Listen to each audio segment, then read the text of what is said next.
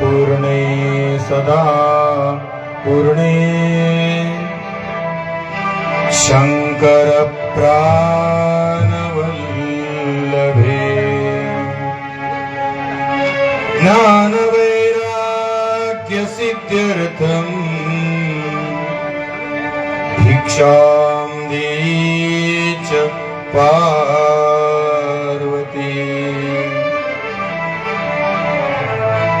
माता च पार्वती देवी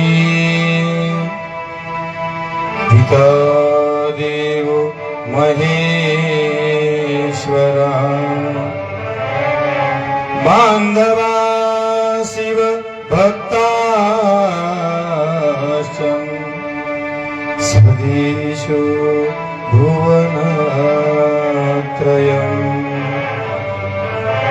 स्वदेशो भुवनत्रयम् स्वदेशो भुवनत्रयम् नमः पार्वतीपते शिव हर महादेव श्रीमज्जगद्गुरुपंचाचार्य महाराज संत शिरोमणि मन्मथ स्वामी महाराज शिव संत लक्ष्मण महाराज पुंडलीक वरदारी विठ्ठल श्री ज्ञानदेव पंढरीनाथ भगवान माऊली ज्ञानेश्वर महाराज जगद्गुरु तुकाराम महाराज महारुद्र महाराज छत्रपती शिवाजी महाराज हर हर हर हर हर हर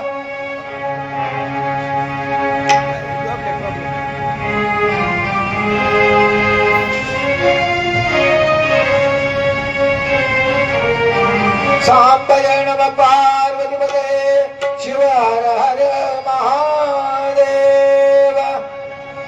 शिवलिंग रेणुकाचार्यापासून विश्वाराध्य जगद्गुरु पर्यंत चालत आलेल्या अनादी परंपरेला अनंत वंदन करून लिंगैक्य सद्गुरु तपोरत्न प्रपंडिताराध्य शिवाचार्य महाराज लिंगैक्य सद्गुरु रेवण सिद्ध शिवाचार्य महाराज लिंगैक्य सद्गुरु वसुंधरा रत्न डॉक्टर शिवलिंग शिवाचार्य महाराज लिंगैक्य सद्गुरु राचलिंग शिवाचार्य महाराज सद्गुरु चंद्रशेखर शिवाचार्य महाराज यांच्या दिव्य चरणाला अष्टांग नमन करून वेदांताचार्य शिवाचार्य रत्न सद्गुरु सिद्धलिंग शिवाचार्य महाराज तसंच या पवित्र भारतभूमीमध्ये आचार्य उपाचार्य पदावर आरूढ असलेल्या सर्व आचार्य तसंच सद्गुरूंच्या चरणी नतमस्तक होऊन मनमथादी पावन संत महात्मा बसवेश्वर शिवसंत लक्ष्मण महाराज यांच्याही दिव्य चरणाला प्रणिपात करून माझे ज्ञानेश्वर माऊली जगद्गुरु तुकोबाराय नामदेव एकनाथ आदी सर्व संतांच्या पवित्र पावन चरणाला दंडवत करून कुंभार पिंपळगाव शिवक्षेत्राचा अधिष्ठान स्वरूप असलेल्या भगवान भोलेनाथाला महादेवाला या ठिकाणी नमन करून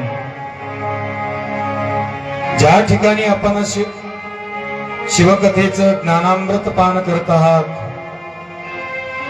त्या सुक्षेत्राचा अधिष्ठान स्वरूप असलेले लिंगैक्य संजीवन समाधी असलेले श्री नीलकंठ स्वामीजी महाराज यांच्याही चरणी या ठिकाणी नमस्कार करून शिवानुभव मंडपाच्या स्टेजवर उपस्थित असलेले संगीत विशारद संगीत अलंकार लिमराज पाटील राम वडगावकर तसंच आमचे तबला विशारद असणारे परमस्नेही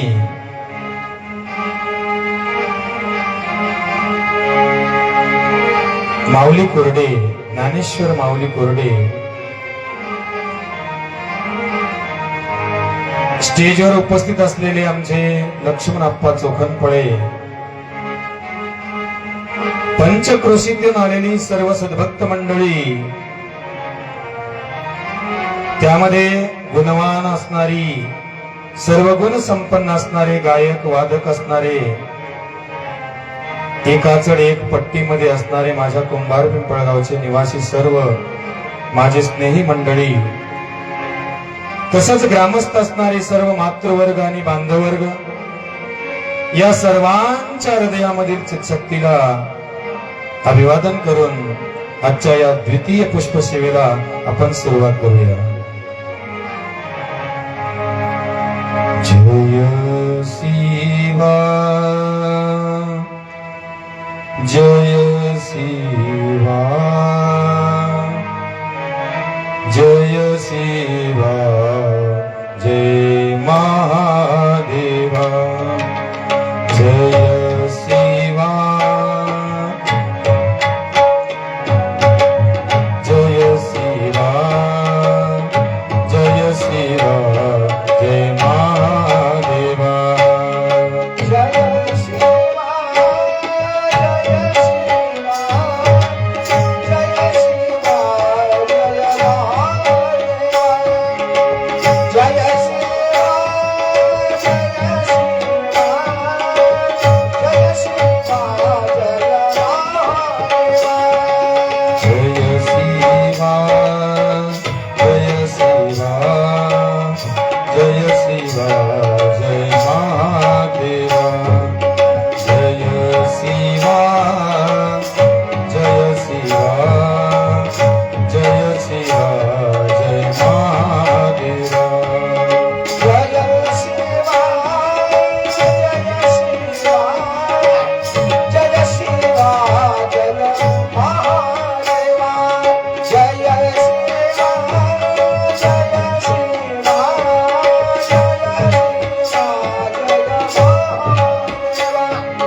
जय शिवा जय शिवा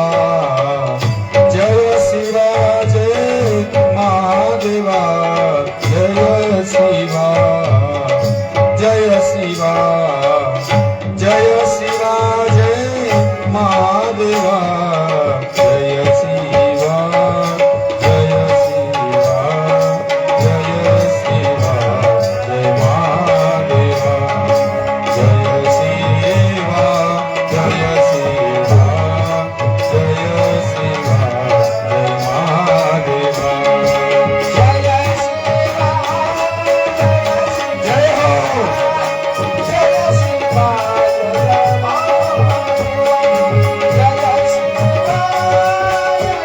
शिवा जय शिवा जय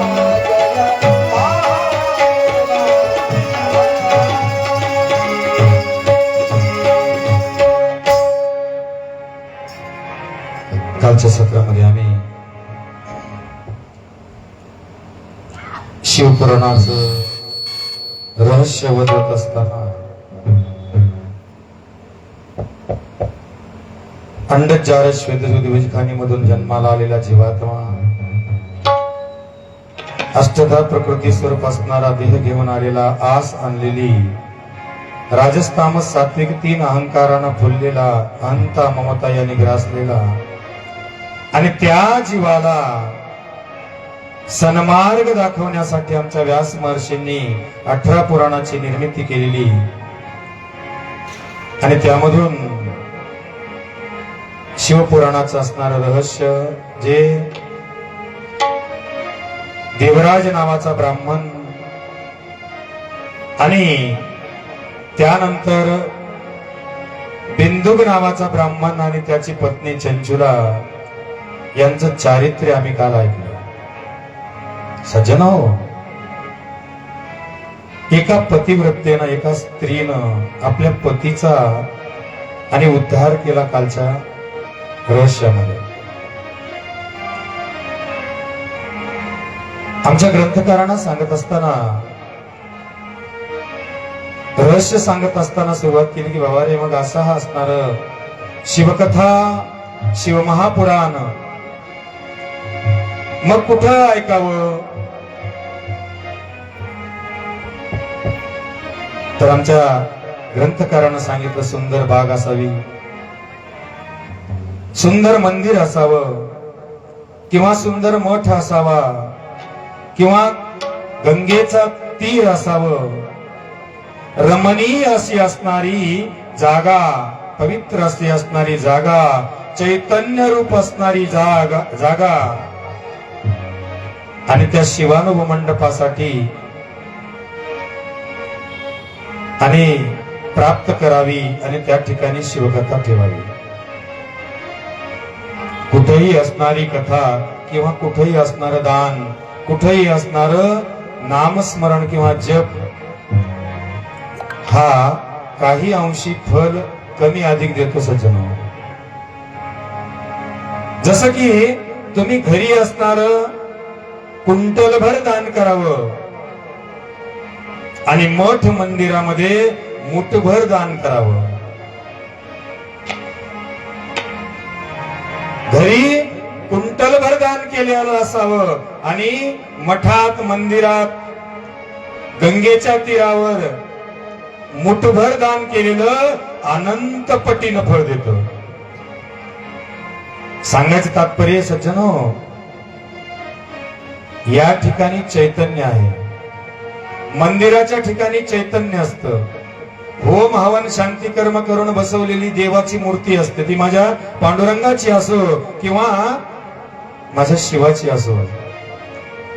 त्या ठिकाणी नामजप होतो, पूजा अर्चा होते, भजन होतं, सप्ताह होतात आणि दानधर्म त्या ठिकाणी होतो, पंगती उठतात आणि म्हणून ते असणारा परिसर आणि ते असणारं पर्यावरण अत्यंत अत्यंत असणारं चैतन्यशील बनलेलं असतं. आणि म्हणून घरी दान करण्यापेक्षा मठात मंदिरात दान केलेलं अनंत पटीनं फळ देणारं, तसंच घरी कथा ऐकण्यापेक्षा आणि मठात मंदिरात धर्मशाळेत गंगेच्या तीरावर सुंदर बागेमध्ये कथा ऐकणं अनंत पटीनं चांगलंय म्हणून सांगितलंय. त्या ठिकाणी नामस्मरण करणं अनंत पटीनं चांगलंय, त्या ठिकाणी कथा श्रवण करणं अनंत पटीनं चांगलंय. आणि म्हणून ती असणारी जागा सडा संमार्जन टाकून त्या ठिकाणी रंगवल्लिका काढून आणि सुचिरभूत करावी आणि अनुक्रमे गणपतीचं आराधन करून ग्रंथाला असणारी सुरुवात करावी. तो माझा भागवत असो, माझं रामायण असो किंवा माझं शिवकथा असो किंवा माझं नवनाथ असो. आणि मग त्या ठिकाणी असणार कथानक मग ऐकायचं, ते कोणाकडून ऐकायचं? धर्मशास्त्रामध्ये सांगितलं सज्जनो, ब्राह्मणो मुख, ब्रह्ममुख जे आहे, कथाकार सुद्धा असणारा उच्च कुलीन असावा, त्याचं कुळ उच्च असावं, तो ज्ञानवृत्त असावा, ज्ञानानं वृत्त असावा. 6 शास्त्र, 4 वेद, 18 पुराण, 5 उपकाव्य, उपनिषद 13, 108. आज दगडाखाली असणारी कथाकार निघाली महाराज, दगडाखाली, ज्यांना शिवमहापुराण काय हेच माहित नाही अशीही कथा करायला लागली. मग काय इकडच्या तिकडच्या गोष्टी सांगायच्या, हसी मजाक करायची. जसं आमच्या कीर्तनात पब्लिक हसली पाहिजे बरं का सज्जन हो. हे जे काही पीठ आहे, हे काही व्यासपीठ आहे, संकीर्तनाचं जे व्यासपीठ आहे हे मजाकचं व्यासपीठ नाही, हसी मजाक करायचं व्यासपीठ नाही. ते आमच्या संसारामध्ये आहे, आमच्या टीव्हीवर दररोज आहे, चला हवा ना की हसी मजाक करायची, टालमटोला सगळ्या पब्लिकला हसवायचं, खिदळायचं आणि निघून जायचं. ते पीठ नाही संकीर्तनाचं किंवा या कथेचं असणार. पण आजचं डिजिटल युग निघालं आणि डिजिटल युगाला तेच असणार आवडायला लागलं महाराज. कारण का कलियुगामध्ये सांगितलं की गोंधळी आणि भराडीचे गाणे जास्त आवडतील लोकांना. मूळस्तंभ नावाच्या ग्रंथात दिले, ग्रंथाचे पुरावे देतो मी. जे काही इथून पुढे सुद्धा मी कथा सांगेल ती कोणत्या ना कोणत्या पुराणाचा सार असल्याशिवाय मी सांगणार नाही, ध्यानात ठेवा. आणि जे काही सांगायचं आहे हे तळमळीतून सांगण्याचा प्रयत्न करील. कदाचित एखाद्याचं मन दुखवलं तर समजून घ्या, माझ्या अंतःकरणाच्या वेदना तुम्हाला समजून सांगण्याच्या काय आहेत त्या. आचरणशील असावा. आचरण उसके ही पूजना चाहिए जिसके चरण उसके ही पूजना चाहिए जिसका आचरण शुद्ध हो. आणि म्हणून त्याने त्या पद्धतीनं वागण्याचा प्रयत्न केलेला असावा, असाही तो कथाकार पुराणिक असावा. आणि म्हणून अशा लोकांकडून कथा ऐकावी. बरेचसे असणारे लोक आहेत महाराज, ज्यांना शिवपुराण म्हणजे काय कळलं नाही, ते कथा करायला लागले. पीठाचे जगद्गुरु नरेंद्र सरस्वती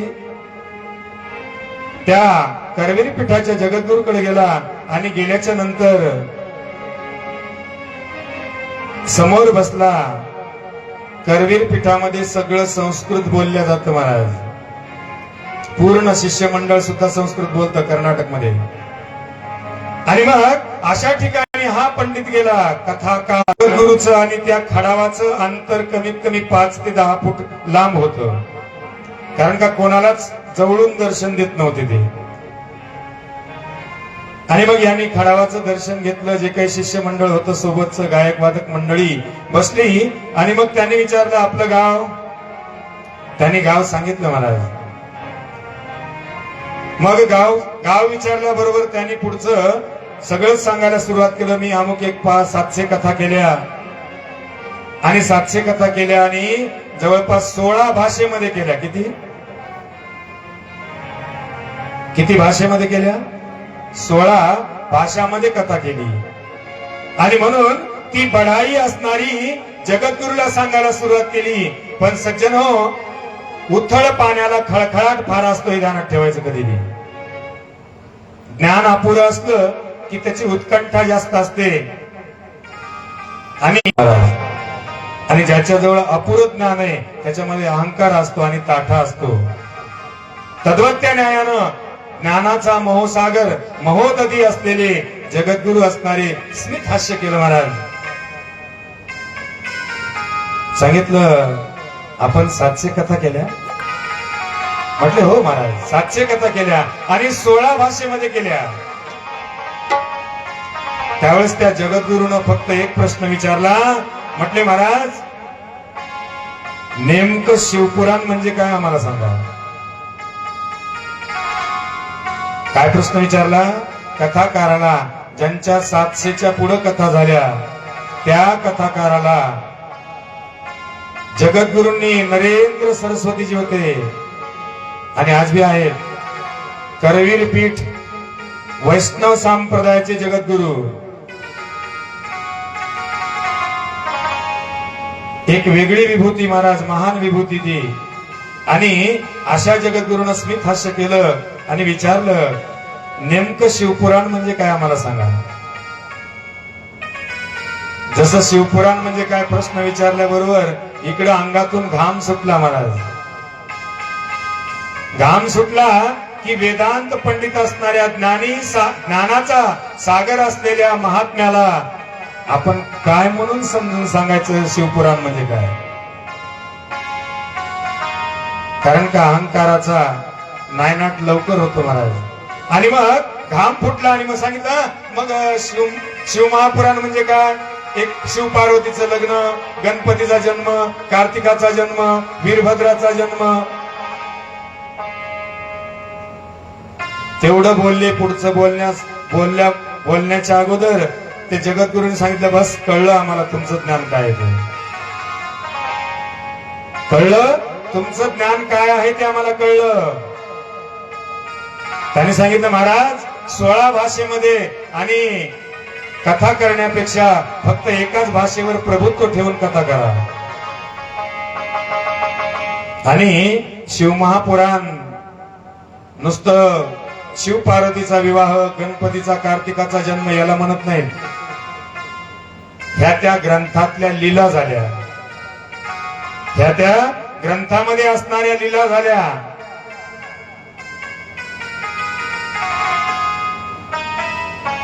काय सांगा महाराज, दरदरून घाम फुटला ज्ञात्याच्या समोर आणि मग सांगितलं, मी तुम्हाला सांगतो शिवमहापुराण कशाला म्हणते.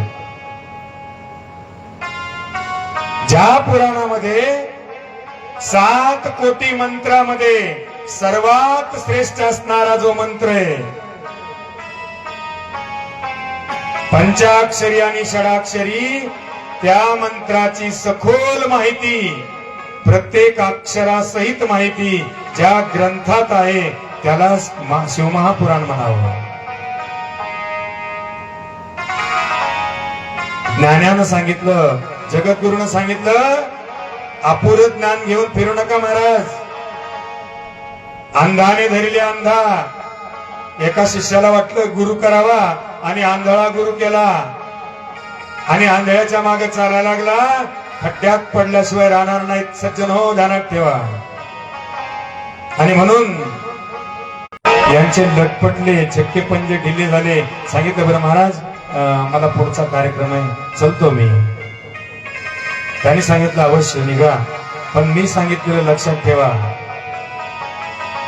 सांगायचं तात्पर्य की महापुराण म्हणजे काय हे कळायला तयार नाही. 1.5-2 घंटे काही ना काहीतरी टालमटोल सांगितलं जातं. त्या ठिकाणचा भाव त्या ठिकाणी निर्माण केला जातो. अशा असणाऱ्या आणि प्रवक्त्याकडून, ज्ञानाकडून आणि कथा ऐकण्याचा प्रयत्न करा. शेवटी त्यांनी सांगितलं की बाबा रे, मग आता कथा ऐकायला मिळाला. काही पुराणामध्ये सांगितलं महाराज, ब्राह्मणाकडून कथा ऐकावी जो उच्च क्षेत्राचा आहे, उच्च धर्माचा आहे. त्यानंतर ब्राह्मण जर नसेल तर आपल्यापेक्षा वरिष्ठ असणाऱ्याकडून ऐका, क्षत्रिय कुळाचा. आणि क्षत्रिय कुळाचा असेल तर ती ब्राह्मणानं कथा ऐकू नये, धर्मशास्त्र सांगते. वैश्याकडून जर ऐकत असाल तर क्षत्रियाने ब्राह्मणाने ऐकू नये. आणि क्षुद्राकडून कथा ऐकत असाल तर ब्राह्मण, क्षत्रिय आणि वैश्याने ती कथा ऐकू नये.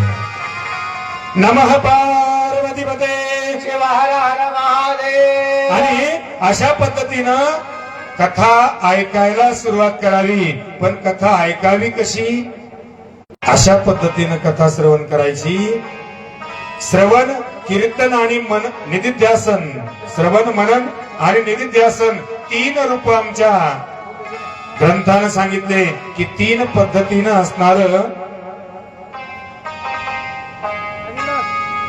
संत शिरोमणी मनमत स्वामी महाराज की जय. 3 पद्धतीनं असणार त्याचं चिंतन करावं. इथं ऐकलं, घरी गेल्याच्या नंतर मनन करावं आणि निधिध्यासन करावं. कोणत्याही कथेचं, माझी भागवत कथा असो, रामकथा असो, शिवकथा असो. आणि कानानं ऐकावी, एकाग्र होऊन ऐकावी आणि हृदयामध्ये स्थित ठेवावी.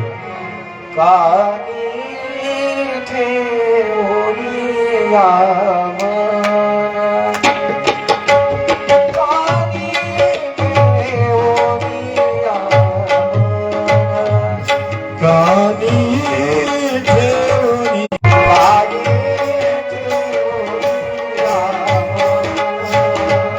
कानी ठेवणी मन. कानी ठेवणी मन.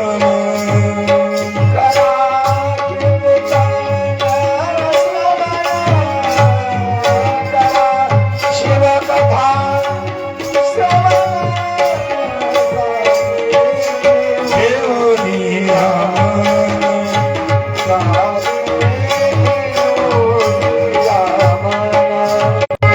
कानी ठेवणी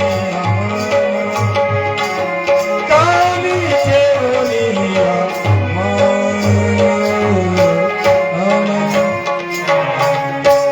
सांगितलं. कानी ठेवून या मन, करा कीर्तन श्रवण, कथा श्रवण, शिवकथा श्रवण. एकाग्र होणं महत्वाचं आहे. कानानं ऐकायची, हृदयात ठेवायची, एक एक भाव जाणून घ्यायचा. पण तीच कथा जर आम्ही इथं ऐकली आणि इथंच कपडे झटकून जर बाहेर निघालो तर त्या कथा ऐकण्याला काही किंमत नाही महाराज. कथा ऐकली, सांगितलं महाराज एवढा वेळ बडबड बडबड केलं, तुमची कथा तुम्हाला. निघाले आपले कपडे झटकून. तसं न करता कानामधून ऐकायची, हृदयामध्ये स्थित ठेवायची. ह्या कानानं ऐकून या कानानं सोडायची नाही. नाहीतर मग आमच्या गुरुगीतेमध्ये एक ओवी दिली, वक्त्याने कथा केली परिसनारी परिशिली, परिवृत्ती तेथे न गुंतली, तरी नळी फुंकिली सोनारे. किंवा दुसरं उदाहरण दिलं त्यांनी, माप आणि गोनी खंड्याच्या खंड्या मोजिती झणी, परंतु सदा रीती दोन्ही, तैसे सांगून काय काज होत. आणि हातली, आमच्या परभणीकडे त्याला शेर म्हणतात, तुमच्याकडे त्याला हातली म्हणतात. आणि पोत आणि माप मोजल्या जातं खंड्याच्या खंड्या, पण सदा रीती दोन्ही. तस ज्यांचं आरोग्य एवढं ठीक नाही अशा लोकांनी एक वेळा जेवण करून, एक भुक्त राहून कथा ऐकावी म्हणून सांगितलं. ज्यांना त्याच्याही पेक्षा असणारं आरोग्य ठीक नाही अशा लोकांनी 2 वेळा जेवण करून कथा ऐकावी. आणि कथा ऐकावी असं धर्म महात्म्य म्हणावे. आणि म्हणून उपवास करत असताना, कथा ऐकत असताना काही वस्तूंचा असणारा त्याग करावा म्हणून सांगितलं, जे अपथ्य आहे. मग कथा शेपूची भाजी आणि अशा पद्धतीनं यांचा आहारात समावेश करू नये. वांग आणि यांना एक प्रकारचं आमिष मानलं गेलं धर्मशास्त्राच्या नियमानं. आणि हे न खाता राजगिरा आमिष मानलं महाराज, राजगिऱ्याला सुद्धा धर्मानं. आणि म्हणून याचा असणारा त्याग करून बाकीचे जे काही पदार्थ आहेत ते खाण्याचा प्रयत्न करावा. आणि तेही कथेला येत असताना अर्धपोटी जेवावं. वाढते, कालच मी सांगितलं, ते तमोगुण तेज तत्व वाढतं, आळस येतो, जांभळ्या येत्या आणि निद्रासुख या ठिकाणी भोगायला लागतं. म्हणून अर्धपोटी जेवावं आणि कथा मनपूर्वक असणारी ऐकावी. अशा पद्धतीनं ग्रंथाचं असणारं रहस्य आमच्या ग्रंथकारानं सांगितलं. पुढं वित्तेश्वर संहितेला सुरुवात करत असताना आमच्या ग्रंथकारानं सांगितलं की हे सज्जनो, प्रयाग क्षेत्रामध्ये आणि आनंदाचं वातावरण, त्या गंगा तीरावर प्रयागराजाच्या दुमदुमून गेलेल्या वातावरणामध्ये आणि चर्चेचा एक महासंग्राम चालू होता. संतांमध्ये असणारी चर्चा ही जगाला उपकारक असणारी चर्चा असते, मला ध्यानात ठेवायचं.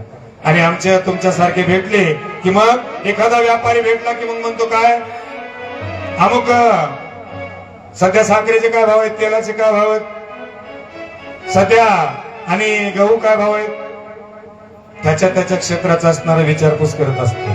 पण जिथं संत भेटतात तिथं एक महासंग्राम असतो, जे जीवांच्या उद्धाराचा असतो. आणि म्हणून अशा संतांनी, अशा शौनकादी मुनिजनांनी आणि तिथं चिंतन करायला सुरुवात केली. आणि चिंतन करत असताना आमचे व्यास शिष्य सूत महामुनी आणि त्यांचं आगमन त्या ठिकाणी झालं.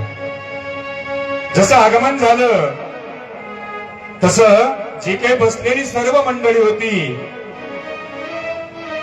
त्यांनी उभं राहिले आणि हात वर करून सूत भगवान की जय, सूत भगवान, सूत भगवान की जय. आणि अशा पद्धतीनं, कारण का सज्जनो, आम्ही जर बसलेलो असेल आणि आमच्यापेक्षा ज्येष्ठ श्रेष्ठ व्यक्ती, ज्ञानी असलेला व्यक्ती, ब्राह्मण असलेला व्यक्ती, जंगम असलेला व्यक्ती, गोसावी असलेला व्यक्ती किंवा महान कथाकार जो काही असेल तो जर आला तर उठून असणारा अर्ध वाकून, त्याला सत्कारूप कर्म म्हणतात. उत्थापनादी सत्कारूप कर्म एक मंगलाचा प्रकार आहे. आणि मग जसं आपल्या घरी जर मुलीला पाहायला पाहुणे आलेत, आपण काय करतो, ते जवळ आलेत म्हणलं की सगळेच नवरा बायको बाहेर उभे राहतो हात जोडून. आणि जसे पाहुणे दिसतात तसं अर्ध वाकून हृदयाला हात लावून त्यांना नमस्कार, राम राम, श्याम श्याम जे काही आहे तो केल्या जातो आणि आतमध्ये आदरानं आणल्या जातं.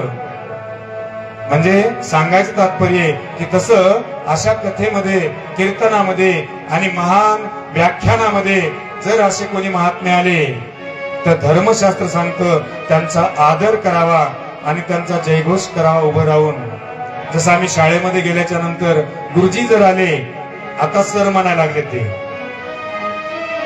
पण गुरुजी जर आले तर सगळे विद्यार्थी उभे राहायचे आणि त्यांचा सत्कार करायचे, आदर करायचे. मला तत्वज्ञानानं धर्म संस्कृती आहे आणि त्या धर्म संस्कृतीप्रमाणे आमच्या शौनकादी मुनिजनांनी आणि जयघोष केला. सूत भगवान की जय.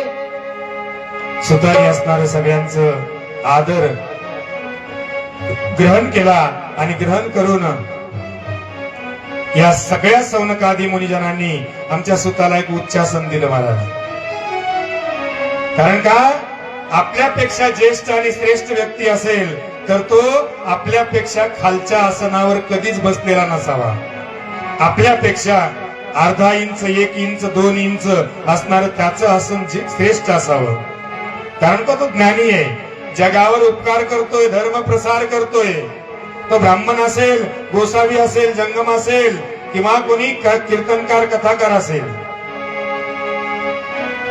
आणि आपण उंच बसून त्याला खाली खाली असणारी खुर्चीवर कधीच बसू नये महाराज. तो त्याचा एक अपमान ठरला जातो आणि एक महापाप लागतं असं धर्मशास्त्र सांगतं. आणि म्हणून उच्चासनावर असणार आमच्या सूत महामुनींना बसवलं आणि शौनकादी मुनिजनांनी समोर येऊन हात जोडले आणि हात जोडून सांगायला सुरुवात केली, हे सुता, शिवज्ञान महोदधी, ज्ञानाचा सागर असलेला हे सुत महर्षी, आणि आमची एक विनंती आहे. त्यावेळेस त्यांनी विचारलं की काय विनंती आहे तुमची. त्यांनी सांगितलं, आजपर्यंत तुम्ही बरेचसे असणारे ग्रंथ आम्हाला ऐकायला लागले. मत्स्य पुराण ऐकलं, वामन पुराण ऐकलं, विष्णू पुराण ऐकलं, गरुड पुराण ऐकलं, ब्रह्मांड पुराण ऐकलं, ब्रह्म पुराण ऐकलं, स्कंद पुराण ऐकलं, वामन पुराण ऐकलं, मार्कंडेय पुराण ऐकलं, अग्नि पुराण ऐकलं, भागवत पुराण ऐकलं, रामायण ऐकलं. त्यावेळेस त्यांनी सांगितलं, मग आता काय ऐकायचं तुम्हाला. त्यांनी सांगितलं की असं काही सांगा की या कलियुगामध्ये सगळ्यात श्रेष्ठ ते असलं पाहिजे. सज्जनो, एक श्लोक आहे, कृतयुगामध्ये सूर्याची आराधना श्रेष्ठ मानल्या जात होती. कृतयुगामध्ये, त्रेतायुगामध्ये ब्रह्मदेवाची आराधना श्रेष्ठ मानली गेली. द्वापारामध्ये रामकृष्णादिकांचे अवतार झाले. माझ्या रामाला किंवा माझ्या विष्णू परमात्माचं असणारं श्रेष्ठत्व मानलं गेलं. तर कलो देवो महेश्वरा, कलियुगामध्ये महेश्वराला असणारं श्रेष्ठत्व दिलं गेलं. 18 पाप असणारं कलियुग अल्प प्रयत्नामध्ये शिव आराधना जर केली, महेश्वराची आराधना केली तर तात्काळ असणारं अनंत डोंगर असू द्या तुमचे पापाचे क्षणार्धात नष्ट होतील. म्हणून सांगितलं कलियुगामध्ये शिव आराधना. आणि म्हणून आमच्या सुता सौनकादिकांनी आणि विनंती केली, हे प्रभू, कलियुग महाघोर, दुःख शोक वैदेनार, यातून जीवांचा उद्धार कवण्यावृत्ती होईल. कलियुग महाघोर आहे बर का. आणि कलियुगाचं असणारं वर्तमान 18 पाप आणि 2 पुण्य. आणि त्या 18 पापामध्ये बराचसा असणारा समाज, परिचय असणारे धर्म त्यामध्ये लोळायला लागलेत पापामध्ये, असं म्हणायला हरकत नाही. दांभिक प्रवृत्ती उत्पन्न झाली महाराज. अंतःकरणात एक आणि वरून दाखवायचा भाग एक. आम्हाला एक कविता होती 6वीला,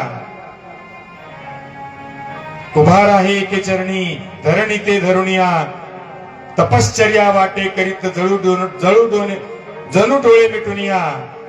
बकांत दिलाय की पाणी आहे आणि त्या पाण्यामध्ये बगळा, आणि बगळा असणारा आपला एक पाय वर करून जसं तपश्चर्या करायला लागला साधू महाराज असा बसतो उभा राहतो आणि जे मासे लोक आहेत जे अज्ञानी मासे आहेत ते त्याचं दर्शन करायला येतात. बका आयशा, बका म्हणजे बगळ्या, बका आयशा ढोंगे तव अमती मासेच ठकती परी ज्ञाते तुझे कपट लवलाही उमजती. 6वीला कविता होती महाराज आम्हाला.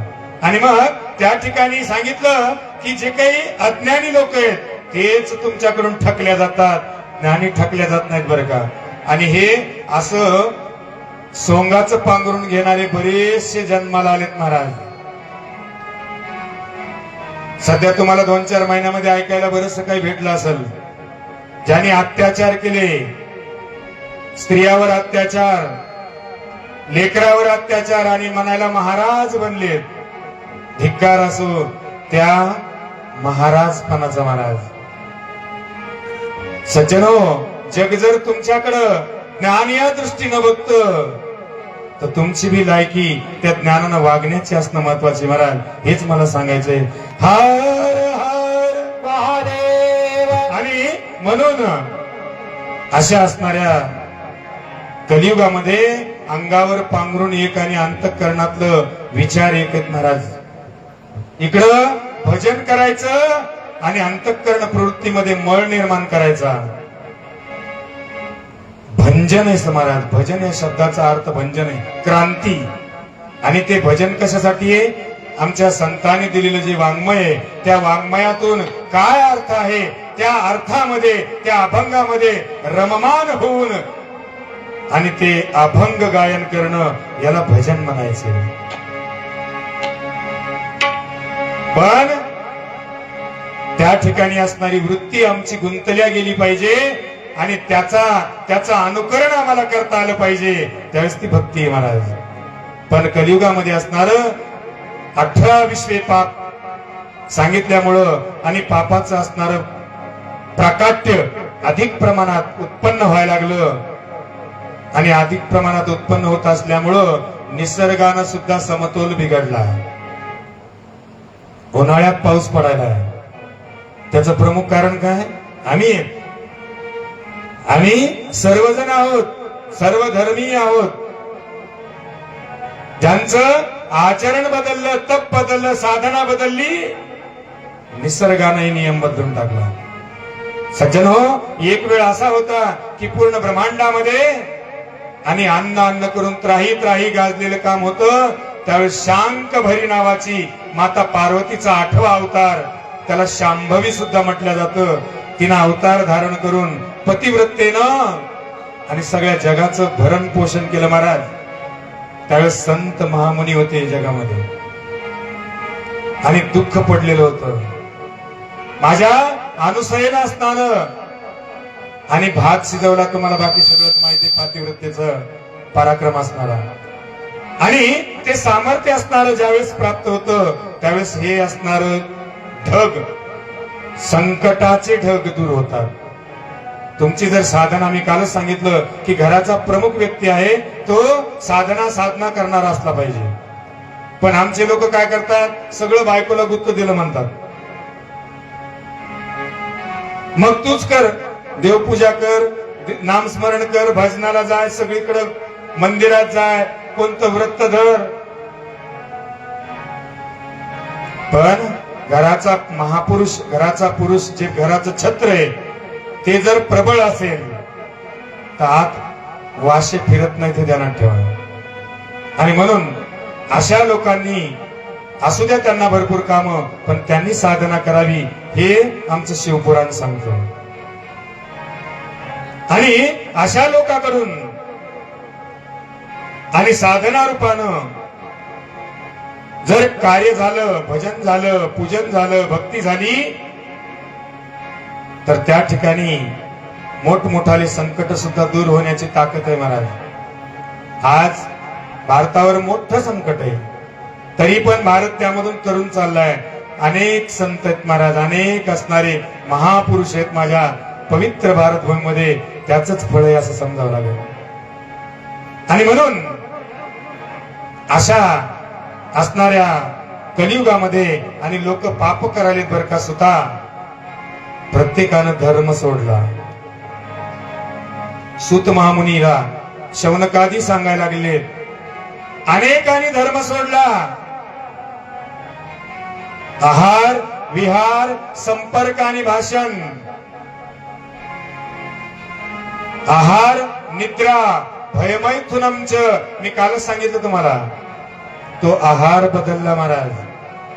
आहार बदलला, विचार बदलतो, विचार बदलला, उच्चार बदलतो, आणि उच्चार बदलला तर नश्यंती, संसाराचा नाश पावतो. आणि म्हणून मला सांगा, आमच्या गायीच्या समोर जर मांस टाकलं गायीच्या समोर, तर गाय मांस खाईल का बरं? नाही खाणार का? खाते तुमच्याकडं? नाही, एखाद्या वेळेस जर खात असली तुमच्याकडे तर गाय प्राण देईल महाराज, पण गाय मांस खाणार नाही. सिंहासमोर आणि गवत टाका, वाघासमोर गवत टाका. वाघ सिंह गवत खाणार नाही, ते मांसच खातील. पण माणूस असणारा दोन्ही करतो. माणूस असणारा दोन्ही करतो. मग मला सांगा, पशुच्याही पलीकडे गेला का नाही माणूस? आणि म्हणून पशुच्याही पलीकडे चालला माणूस. वृत्ती बदलणं महत्वाची महाराज.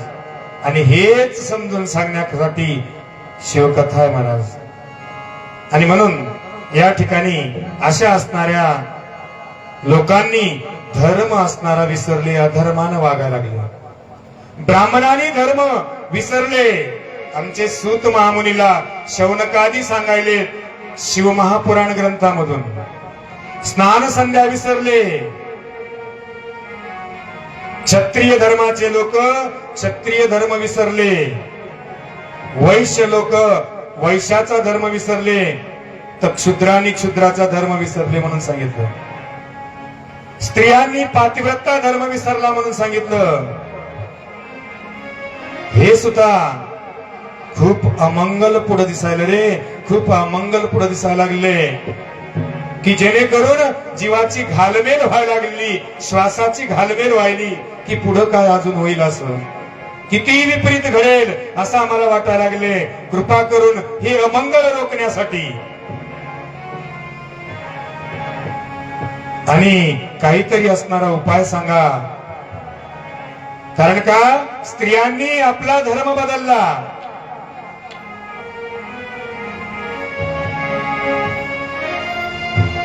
पहिल्या काळामध्ये आम्ही लहान होतो महाराज, त्यावेळेस काय व्हायचं की माणूस असणारा पुढं जोडा घालून चालायचा आणि एक वायरची थैली घेऊन बायको त्याची मागं निघायची थैली घेऊन. पण आजचा काळ डिजिटल युग झालं. नवरा असणारा लेकरू घेऊन पुढे चलतो आणि बायको पर्स घेऊन मागे चलते. कलियुग आहे, डिजिटल आहे, लक्षात घ्या. म्हणजे विपरीत आहे. आणि हेच विपरीत असणार धर्म संस्कार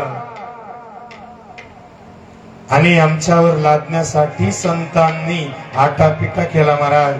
अनेक संत होऊन गेले. माझे ज्ञानराज गेले, तुकाराम महाराज गेले, नामदेव महाराज गेले, इकडे शिवसंत लक्ष्मण महाराज गेले. अनेक संतांनी समजून सांगायचा प्रयत्न केला महाराज.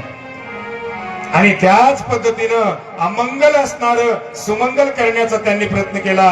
आणि तोच सुमंगल करण्याचा प्रयत्न सुद्धा तुम्ही आम्हाला काय आहे तो उपाय सांगा, की जेणेकरून हे असणारा अमंगल दूर होईल. असं विचारल्याच्या नंतर आमच्या सुतांनी सांगितलं, चिंता करू नका काही. स्मितहास्य केलं आणि स्मितहास्य करून सांगितलं,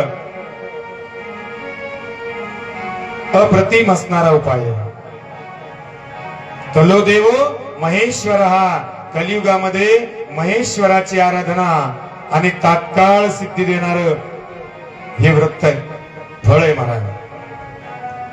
आणि ती असणार शिवकथा आहे, शिवमहापुराण आहे. शिवमहापुराण एक कल्पतरू आहे. शिवमहापुराण एक ज्ञानाचा सागर आहे. शिवमहापुराण एक मुक्ती आहे. शिवपुराण एक पवित्र अमृत आहे. आणि म्हणून आमच्या सूत महर्षींनी शौनकादी मुनिजनांना ज्ञान प्रबोधन करायला सुरुवात केली. त्यांनी सांगितलं, बाबा रे, हे ठीक आहे, आम्ही आज कृष्णाचं ऐकलं, रामाचं ऐकलं चारित्र्य, आणि सगळ्या काही देवी देवतांचे ऐकले ग्रंथ, पण नेमकं आम्हाला शिवमहापुराण म्हणजे काय आणि नेमकं शिव म्हणजे काय हे आम्हाला कळलं पाहिजे. त्यावेळेस आमच्या सुताने सांगितलं की बाबा रे, शिव कोणालाही कळत नाही. शिव कोणालाही कळत नाही. अनंत जन्माचं पुण्य सोबत आणावं, कोटी पुण्याचे पर्वत, म्हणून झालो शिवभक्त. कोट्यावधी जन्माचं पुण्य बांधून सोबत ज्यावेळेस आलं, त्यावेळेस अंतःकरण प्रवृत्तीमध्ये शिवाबद्दलची असणारी दृढनिष्ठा उत्पन्न होती महाराज. आणि असं असल तरच शिव कळतो. त्यावेळेस सांगितलं, बाबा रे, मग असा असणारा शिव एवढा कसा परमोच्च आहे? त्यावेळेस सांगितलं, बाबा रे, की ओंकार बोधितम तत्वम साक्षात शिवमुच्यते अव्यक्ता प्रकृतौ लीनम परम ज्योतिरनुत्तमम. सांगितलं की बाबा रे, ज्याचा ओंकाराने बोध होतो, ओंकार बोधितम तत्वम साक्षात शिव मुच्यते अव्यक्ता प्रकृतौ लीनम परम ज्योतिरनुत्तमम.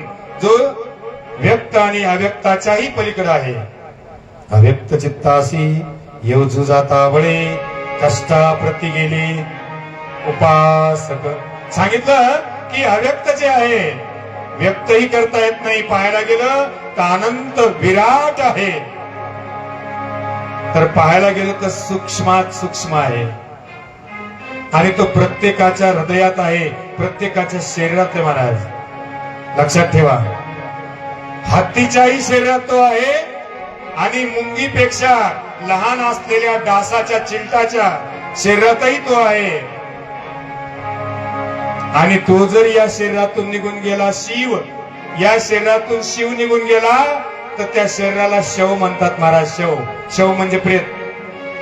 ध्यानात ठेवा, याच्यामध्ये शिव आहे म्हणून आम्ही तुम्ही चालतोय, पण ज्यावेळेस माझ्या शरीरातून किंवा तुमच्या शरीरातून शिव निघून जातो, त्यावेळेस ते शव मानलं जातं. शव, वरची वेदांती निघून जाते. आणि मग शव झालं की लोक म्हणतात, अगोदर याला घराच्या बाहेर काढा. मग कामाचं राहिलंय का काही? ध्यानात ठेवा. आणि असा हा असणारा शिव प्रत्येकाच्या शरीरामध्ये, प्रत्येक जीवात्म रूपानं, शिवात्म रूपानं आणि स्थिर स्थावर आहे तो शिवात्मा. मग आमच्या सुताला विचारलं की बाबा रे, मग हे शिवमहापुराणामधलं शिव तत्व नेमकं काय आहे? त्यांनी सांगितलं की बाबा रे, जो ओम आहे तो शिव आहे, आणि शिव जो आहे तोच ओम आहे. अकार उकार मकार आणि अर्धमात्रा रूपानं असणारा जो निराकार परब्रह्म आहे, त्याला शिव म्हणावं. निराकार परब्रह्म. बघा, 6 शास्त्रकार बदले. लिंग कसं उत्पन्न झालं सांगतो तुम्हाला मी.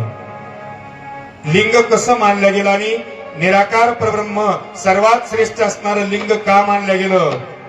सगळ्या धर्मशास्त्रात 6 शास्त्रकार बसले आणि 6 शास्त्रकारांनी विचार केला की बाबा रे, आमच्या शरीरामध्ये सर्व काही इंद्रिय असून आमच्या डोळ्यानं दिसतंय, आमच्या डोळ्यानं वस्तू दिसते, ही एक वेगळी अद्भुत शक्ती वाटते आम्हाला. मेलेल्या माणसालाही डोळे आहेत, त्याला दिसतं का? किंवा एखादा डोळे असून आंधळा आहे, मग नेमकं ह्या डोळ्यामध्ये असणार तुमच्याकडे किंवा तुम्ही माझ्याकडे पाहण्याचं जी काही ताकद आहे, जे चैतन्य आहे, हे कुठून येतं, कशा रूपानं उत्पन्न होतं आणि काय आहे हे? आणि असं असणार ब्रह्मांडामध्ये जे ते तत्व आहे, महत्वपूर्ण असणार पूर्ण ब्रह्मरूपाचं, हे कसं आहे हे सगळ्या 6 शास्त्रकारांनी मंथन करून आणि सिद्ध करायला सुरुवात केली. मग त्यावेळेला काही जणांनी सांगितलं, एक उदाहरण दिलं जातं, हत्ती दिसला, मग काही जणांना सोंड दिसली, ते म्हणले ब्रह्म सोंडासारखं आहे. काही जण म्हणले खांद्यासारखं आहे, काही जण म्हणले पोट मोठं आहे, म्हणले फार मोठं आहे ते. काही जणांना शेपटी लागली. ज्याच्या त्याच्या पद्धतीनं त्याचं वर्णन केलं. तद्वत त्या न्यायानं 6 शास्त्रकारांनी आपापल्या पद्धतीनं वर्णन केलं, ब्रह्म असं आहे. आणि मग शेवटी एका जणानं वर्णन केलं की दुसऱ्यानं त्याचं खंडन करायचं, दुसऱ्यानं वर्णन केलं की तिसऱ्यानं खंडन करायचं. रामानुज आणि शंकराचार्यांनी अनिर्वचनीय ख्याती रूपानं जे 6 शास्त्रामधलं शेवटचं शास्त्र आहे त्यांनी सिद्ध केलं की अशी वस्तू आहे की एका वस्तूमध्ये दुसरी वस्तू मिसळली तर एक वस्तू तेवढीच राहते, त्या वस्तूमधून वस्तू काढली तर तेवढीच राहते, त्या वस्तूला गुणलं तर तेवढीच गुणाकार येतो, त्या वस्तूमधून भागाकार केला तर तेवढंच उत्तर येतं. आणि असं असणारं ब्रह्म आहे, असं असणारा शिव आहे. मग अशी वस्तू कोणती आहे? सगळ्यांनी मंथन केलं, मंथन केलं, मंथन केलं. सज्जन हो, एक जर ब्रह्म मानायचं म्हणलं, उदाहरण धरा, आमचं प्रभू रामचंद्र आहेत, उदाहरण सांगतोय बरं का, विडंबनात्मक मी कधीच बोलणार नाही, उदाहरण सांगतोय. आता आम्ही आमच्या प्रभू रामचंद्राला जर ब्रह्म मानलं तर मग आमच्या प्रभू रामचंद्राचे वडील दशरथ, त्यांनाही ब्रह्म मानावं लागेल. दशरथाचे वडील आजराजालाही ब्रह्म मानावं लागेल. त्यांची असणारी बाप श्रेष्ठ, बापापेक्षा आजा श्रेष्ठ, आजापेक्षा पंजा श्रेष्ठ मानल्या जाईल. मग नेमकं कोणाला मानायचं ही अनन्य भावाची क्रिया होऊन जाईल. म्हणून एकच असणारं ब्रह्म माना. म्हणून 6 जणांनी मंथन केलं, असं माना. त्यावेळेस सिद्ध झालं की बाबा अशी वस्तू एकच आहे आणि ती म्हणजे शून्य आहे. ती म्हणजे शून्य आहे. शून्यामध्ये शून्य मिसळलं, उत्तर किती आलं? शून्य. शून्यातून शून्य काढलं, उत्तर शून्य. शून्याला शून्यानं गुणलं, उत्तर शून्यानं शून्याला भागलं, बाकी. आणि मग तेच असणार अशाच पद्धतीचं शून्य स्वरूप, गोल असणारं वर्तुळ स्वरूप आणि ब्रह्म आहे अशा प्रकारचं मानलं गेलं. मग जर ब्रह्म तसं आहे तर मग त्या ब्रह्माला पूर्णमदः, श्लोक आहे तो, पूर्णमदः पूर्णमिदं पूर्णात पूर्ण मुदश्यते, म्हणजे पूर्णातून पूर्ण काढलं, पूर्णात पूर्ण मिसळलं, पूर्णाला पूर्णानं भागलं आणि पूर्णानं पूर्णाला गुणलं तरी पूर्णमेवा अवशिष्यते, म्हणजे पूर्णच शिल्लक राहतं. असं असणार ब्रह्म मानलं गेलं, देव मानला गेला. आणि मग असं असणार शून्य रूप, गोल असणार वर्तुळाकार रूप जर आम्ही देव मानला, ब्रह्म मानलं, तर मग अशी समजा गोटी आहे गोल असणारी, लक्षात घ्या, तिला आम्ही एका जागेवर ठेवलं, ती एका जागाने स्थिर राहणार नाही. मग त्याची पूजा तर आम्हाला करायची देव हो म्हणून. मग त्याला असणारी एक खाच केली, ठेवण्यासाठी खाच केली आणि त्यामध्ये ते असणार वर्तुळाकार ब्रह्म ठेवलं. मग ब्रह्म ठेवल्याच्या नंतर मनात विचार केला, आपण जर काही संपूज्यम साहित्य जे काय आहे, षोडोपचार, पंचोपचार, विशंती उपचार 24, 16 आणि 5 वेगवेगळ्या पद्धतीत शिवाला समर्पित करायच्या पूजेच्या, मग आम्ही जर त्याला समर्पित केलं तर ते सगळं पायदळी तुडवून बाजूनं मग त्याला वेदी तयार करा, बाजूनं वेदी तयार करा आणि वेदी करून एक असणार त्याला पाणी जाण्याची जलवाहिनी तयार करा आणि अशा पद्धतीने असणार ब्रह्मत्व रूप निराकार परब्रह्म जे आकाशासारखं आहे, निर्विकल्प आहे, असं असणार लिंग मानलं गेलं.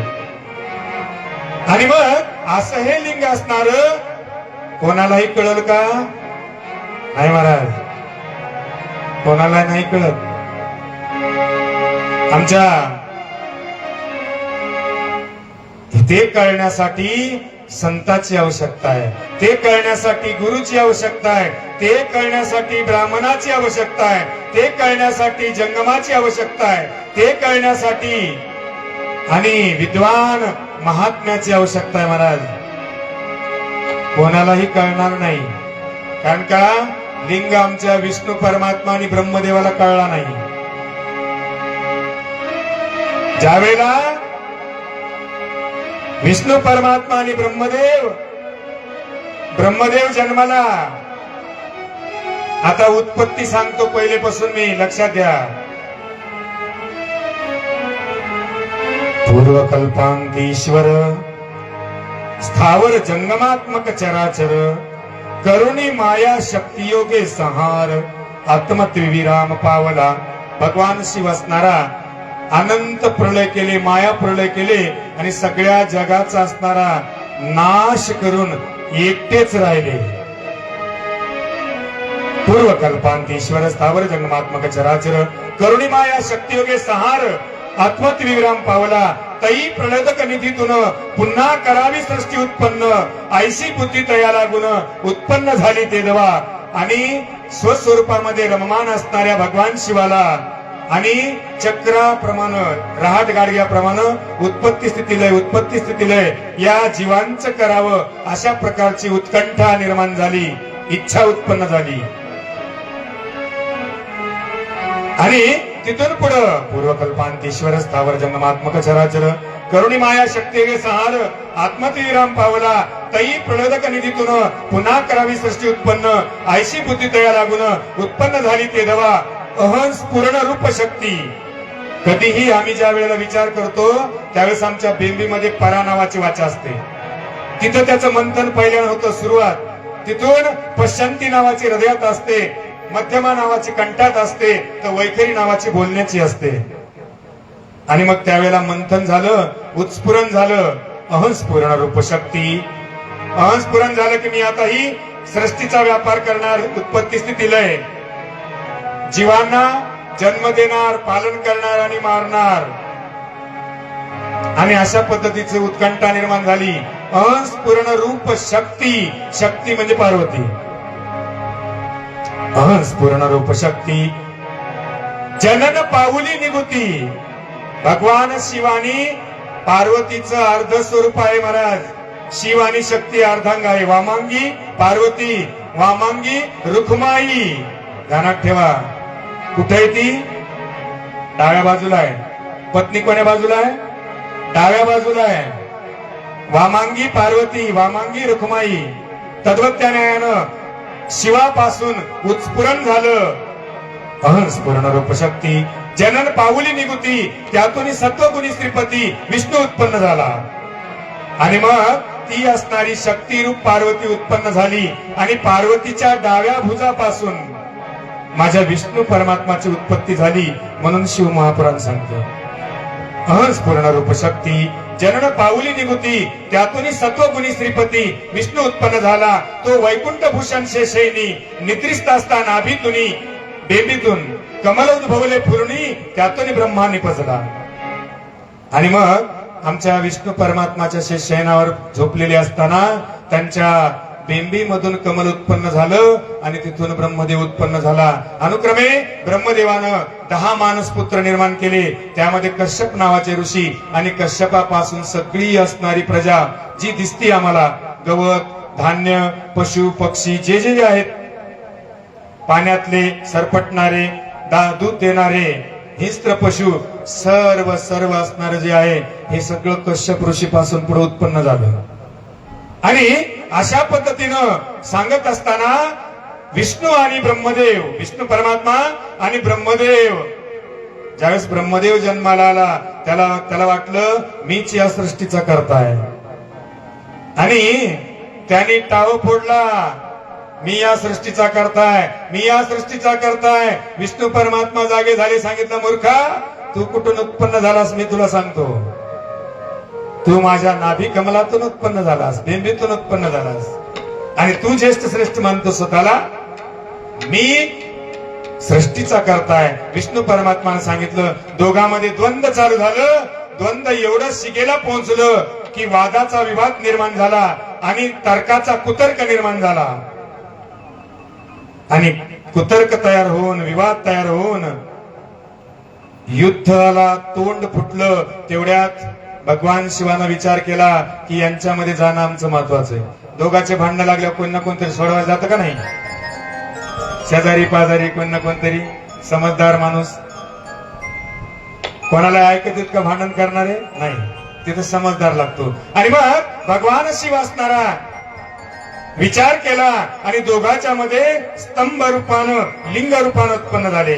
हर हर महादेव स्तंभ रूपानं उत्पन्न झाले आणि सांगितलं अहम ब्रह्मास्मी. सांगितलं तुम्ही नाही तर मी ब्रह्म आहे, मी जगाचा कर्ता आहे. त्यावेळेस दोघांनी भांडण करत असताना सांगितलं की बाबा रे आपण दोघं भांडण करायला पण हे तिसरं कोण आहे? तिसरं कोण आहे याचा असणारा न्याय निवाडा केल्याशिवाय जमणार नाही. मग दोघांनी विचार केला माझे विष्णू परमात्मा असणारे पाताळामध्ये गेले शोध घेण्यासाठी. हे चारित्र्य तुम्ही ऐकलेले आणि ते सुद्धा शिव महापुराणामध्ये दिलेले. इकडं विष्णू परमात्मा खाली खाली आतळ वितळ तळातळ मैतळ रसातळ सुतल आणि पाताळ सात असणारे पाताळ धुंडाळत धुंडाळत गेले की बुडात किती खोल हे लिंगाचा आकृती तळ कुठे. इकडे ब्रह्मदेव स्वर्गामध्ये निघाला.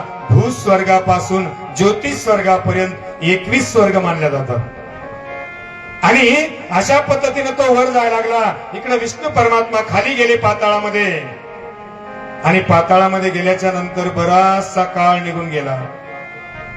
तळ काय सापडायला तयार नाही, आधी आणि अंत.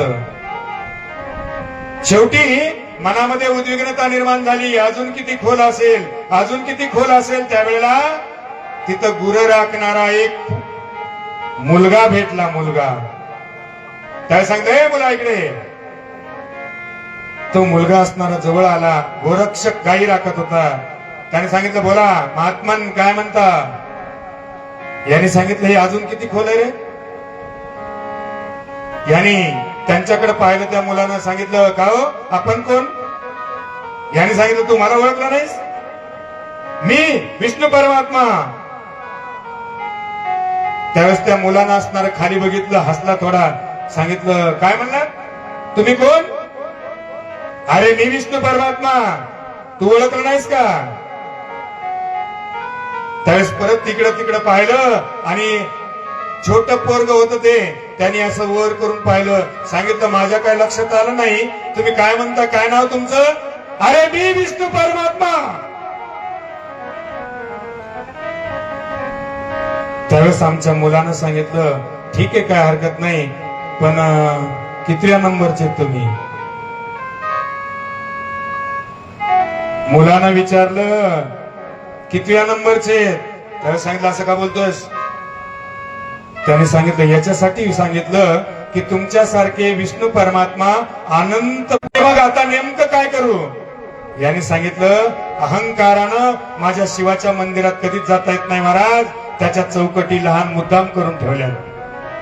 टोपी घालून कोणालाच माझ्या शिवाच्या मंदिरात जाता येत नाही. त्याला वाकून आणि टोपी काढून नम्र होऊनच जावं लागतं मंदिरात शिवाजवळ माझ्या. आणि जो अहंकारानं गेला त्याला माझा शिव भेटत नाही बर का. त्यावेळेस सांगितलं मग मी काय करू. सांगितलं त्याला शरण जा, शिवाला शरण जा. आणि मग त्यावेळेला तो पाताळ कंद मानला गेला होता गाई राखणारा आणि त्याला गणपती मानले गेलो. त्याला पाताळ कंद म्हणत होते. गणपतीनं रूप धारण केलं होतं. आणि मग त्यावेळेला विष्णू परमात्माला तिथं पंचाक्षर षडाक्षराचा उपदेश आणि माझ्या गणपतीनं केला. आणि मग विष्णू परमात्मानं शिवाचा धावा केला. शिवाचा धावा केला. शिवहर शंकर गौरीशम वंदे गंगा धरणीशम.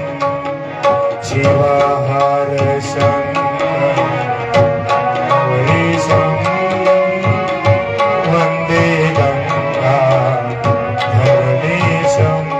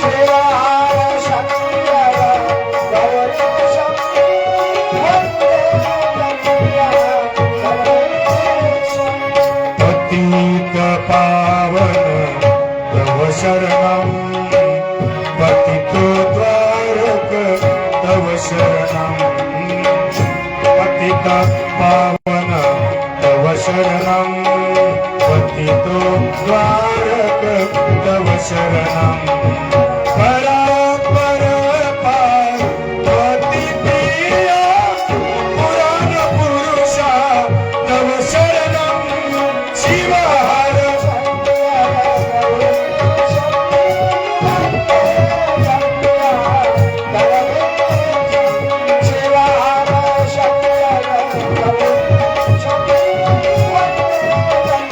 हे देवा आमच्या विष्णू परमात्म्याने सांगितलं तुला पतित पावन म्हणतात आणि मी एक प्रकारचा पतित आहे बरं का काम विदारक कलिमल नाशक तू करुणेचा सागर आहेस देवा धाव हात जोडले डोळे झाकले आणि नाम स्मरण माझ्या विष्णू परमात्म्याने तिथे केलं करुणानिधे तव शरणं करुणासागर तव शरणं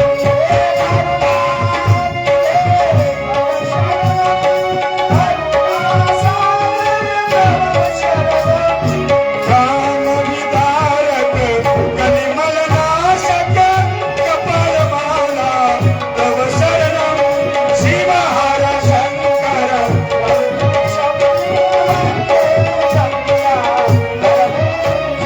शिवहर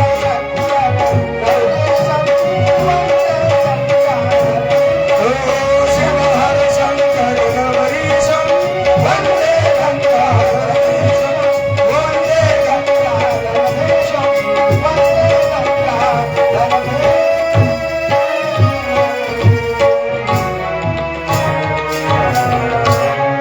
सांगितलं हे देवा करुणानिधे तव शरणं करुणासागर तव शरणं कामविदारक कलिमलनाशक कपालमाला तव शरणं आणि ज्या वेळेला मनुष्य खरोखरच दुःखित होतो आणि ज्या वेळेला समर्पित होतो महाराज देवाला त्याच वेळेस कोणता माझा विठुराया असो पांडुरंग असो कृष्ण असो राम असो माझा स्मरण केलं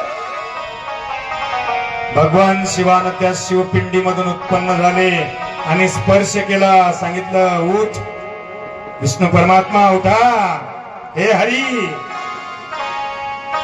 त्यावेळेस विष्णू परमात्मानं डोळे उघडून पाहिले तर जिथं पहिल्यानं होता तिथंच विष्णू परमात्मा होता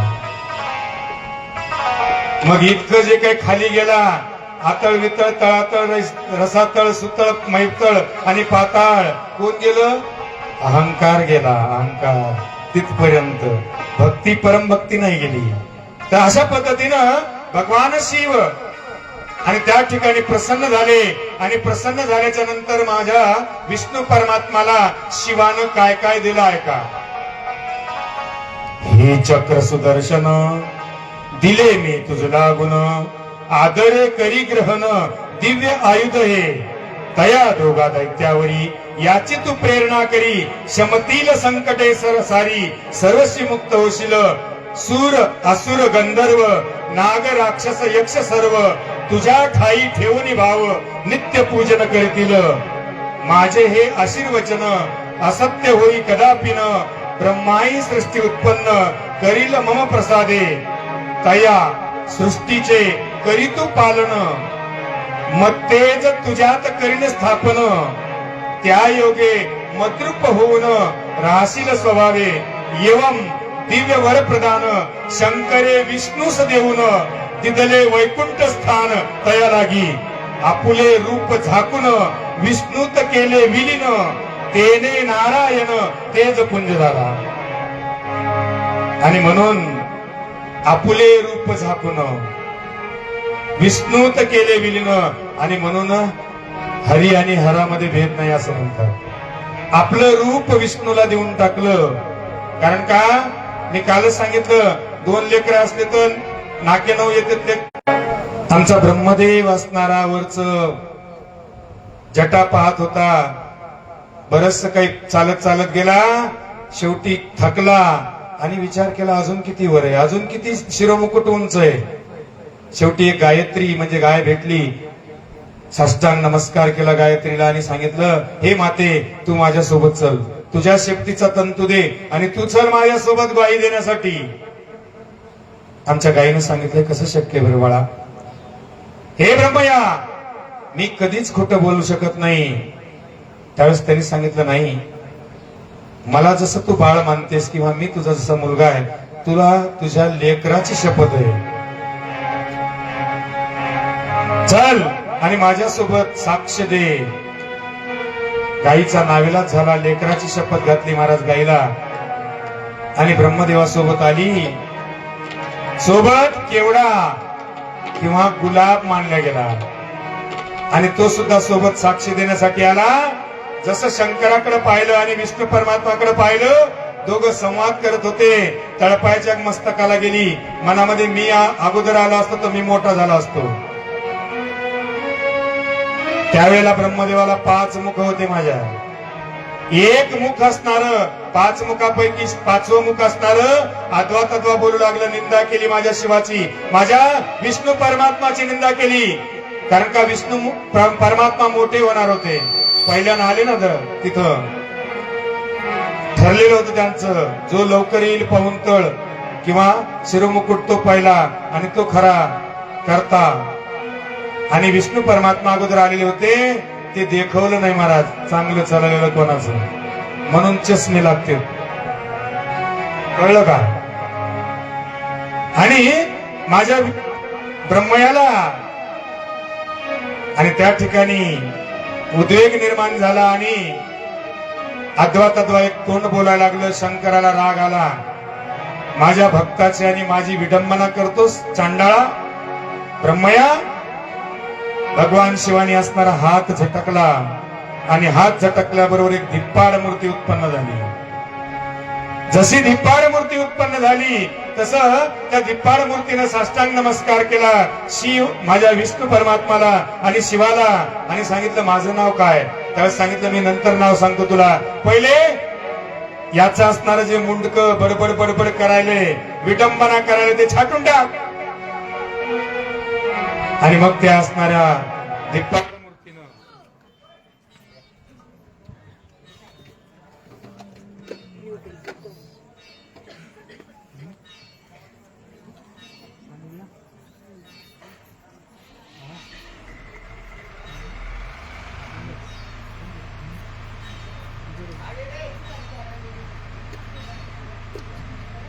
नमः पार्वतीपते शिव हर हर महादेव. आणि मग त्या धिप्पाड मूर्तीनं आपल्या हातामध्ये खड्ग धारण केलं आणि खड्ग धारण करून ब्रह्मदेवाचं 5वं मुंडकं उडीलं.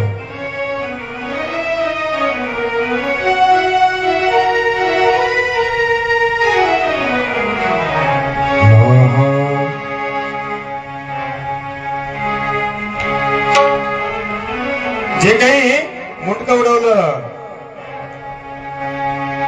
ते असणारा भैरव अवतार मानलं. महादेव शिव की, महादेव शिव की, है दोनों संतान, एक बली भैरव दूजे हनुमान.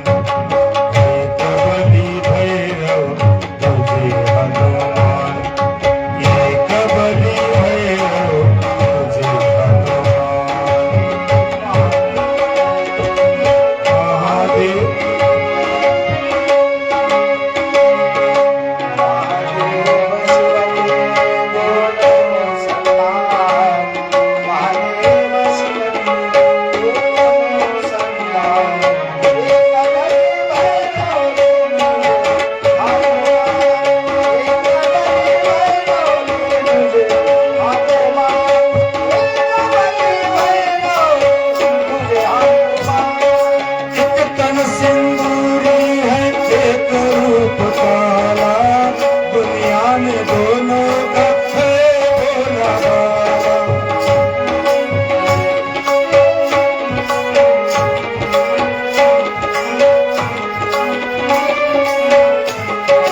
एक तन सिंदूरी है एक रूप काला, दुनिया में दोनों का है भोला भाला। दोनों में विषमता है फिर भी समान, दोनों में विषमता है फिर भी समान। एक बलि भैरव एक बलि भैरव तुझे हनुमान, एक बलि भैरव तुझे हनुमान। महादेव शिव की दोनों संतान, महादेव शिव की दोनों संतान। एक बलि भैरव जय हो एक बलि भैरव मुझे हनुमान, एक बलि भैरव मुझे हनुमान। एक राम का भक्त दूजा शिव दुलारा, दोनों ने भक्तों का संकट है तारा।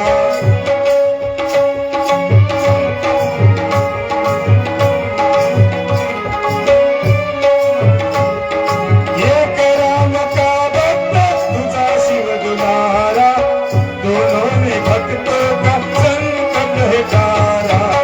इनके जैसे इनके जैसे सेवक ना जग में महान, इनके जैसे सेवक ना जग में महान। एक बलि भैरव तुझे हनुमान, एक बलि भैरव तुझे हनुमान, एक बलि भैरव तुझे हनुमान। महादेव शिव की दोनों संतान, महादेव शिव की दोनों संतान। एक बलि भैरव जय हो एक बलि भैरव मुझे हनुमान, एक बलि भैरव मुझे हनुमान।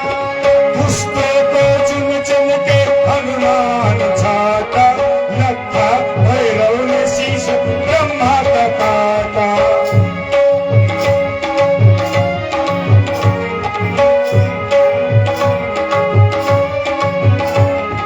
पुष्पों को चुन चुन के हनुमान छाटा, लखा भैरव ने शीश ब्रह्मा का काटा। धड़क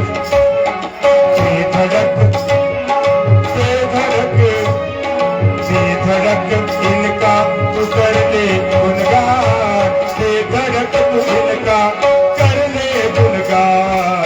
एक बलि भैरव तुझे हनुमान, एक बलि भैरव तुझे हनुमान, एक बलि भैरव तुझे हनुमान। महादेव शिव की दोनों संतान, महादेव शिव की दोनों संतान। एक बलि भैरव जय हो एक बलि भैरव मुझे हनुमान, एक बलि भैरव मुझे हनुमान।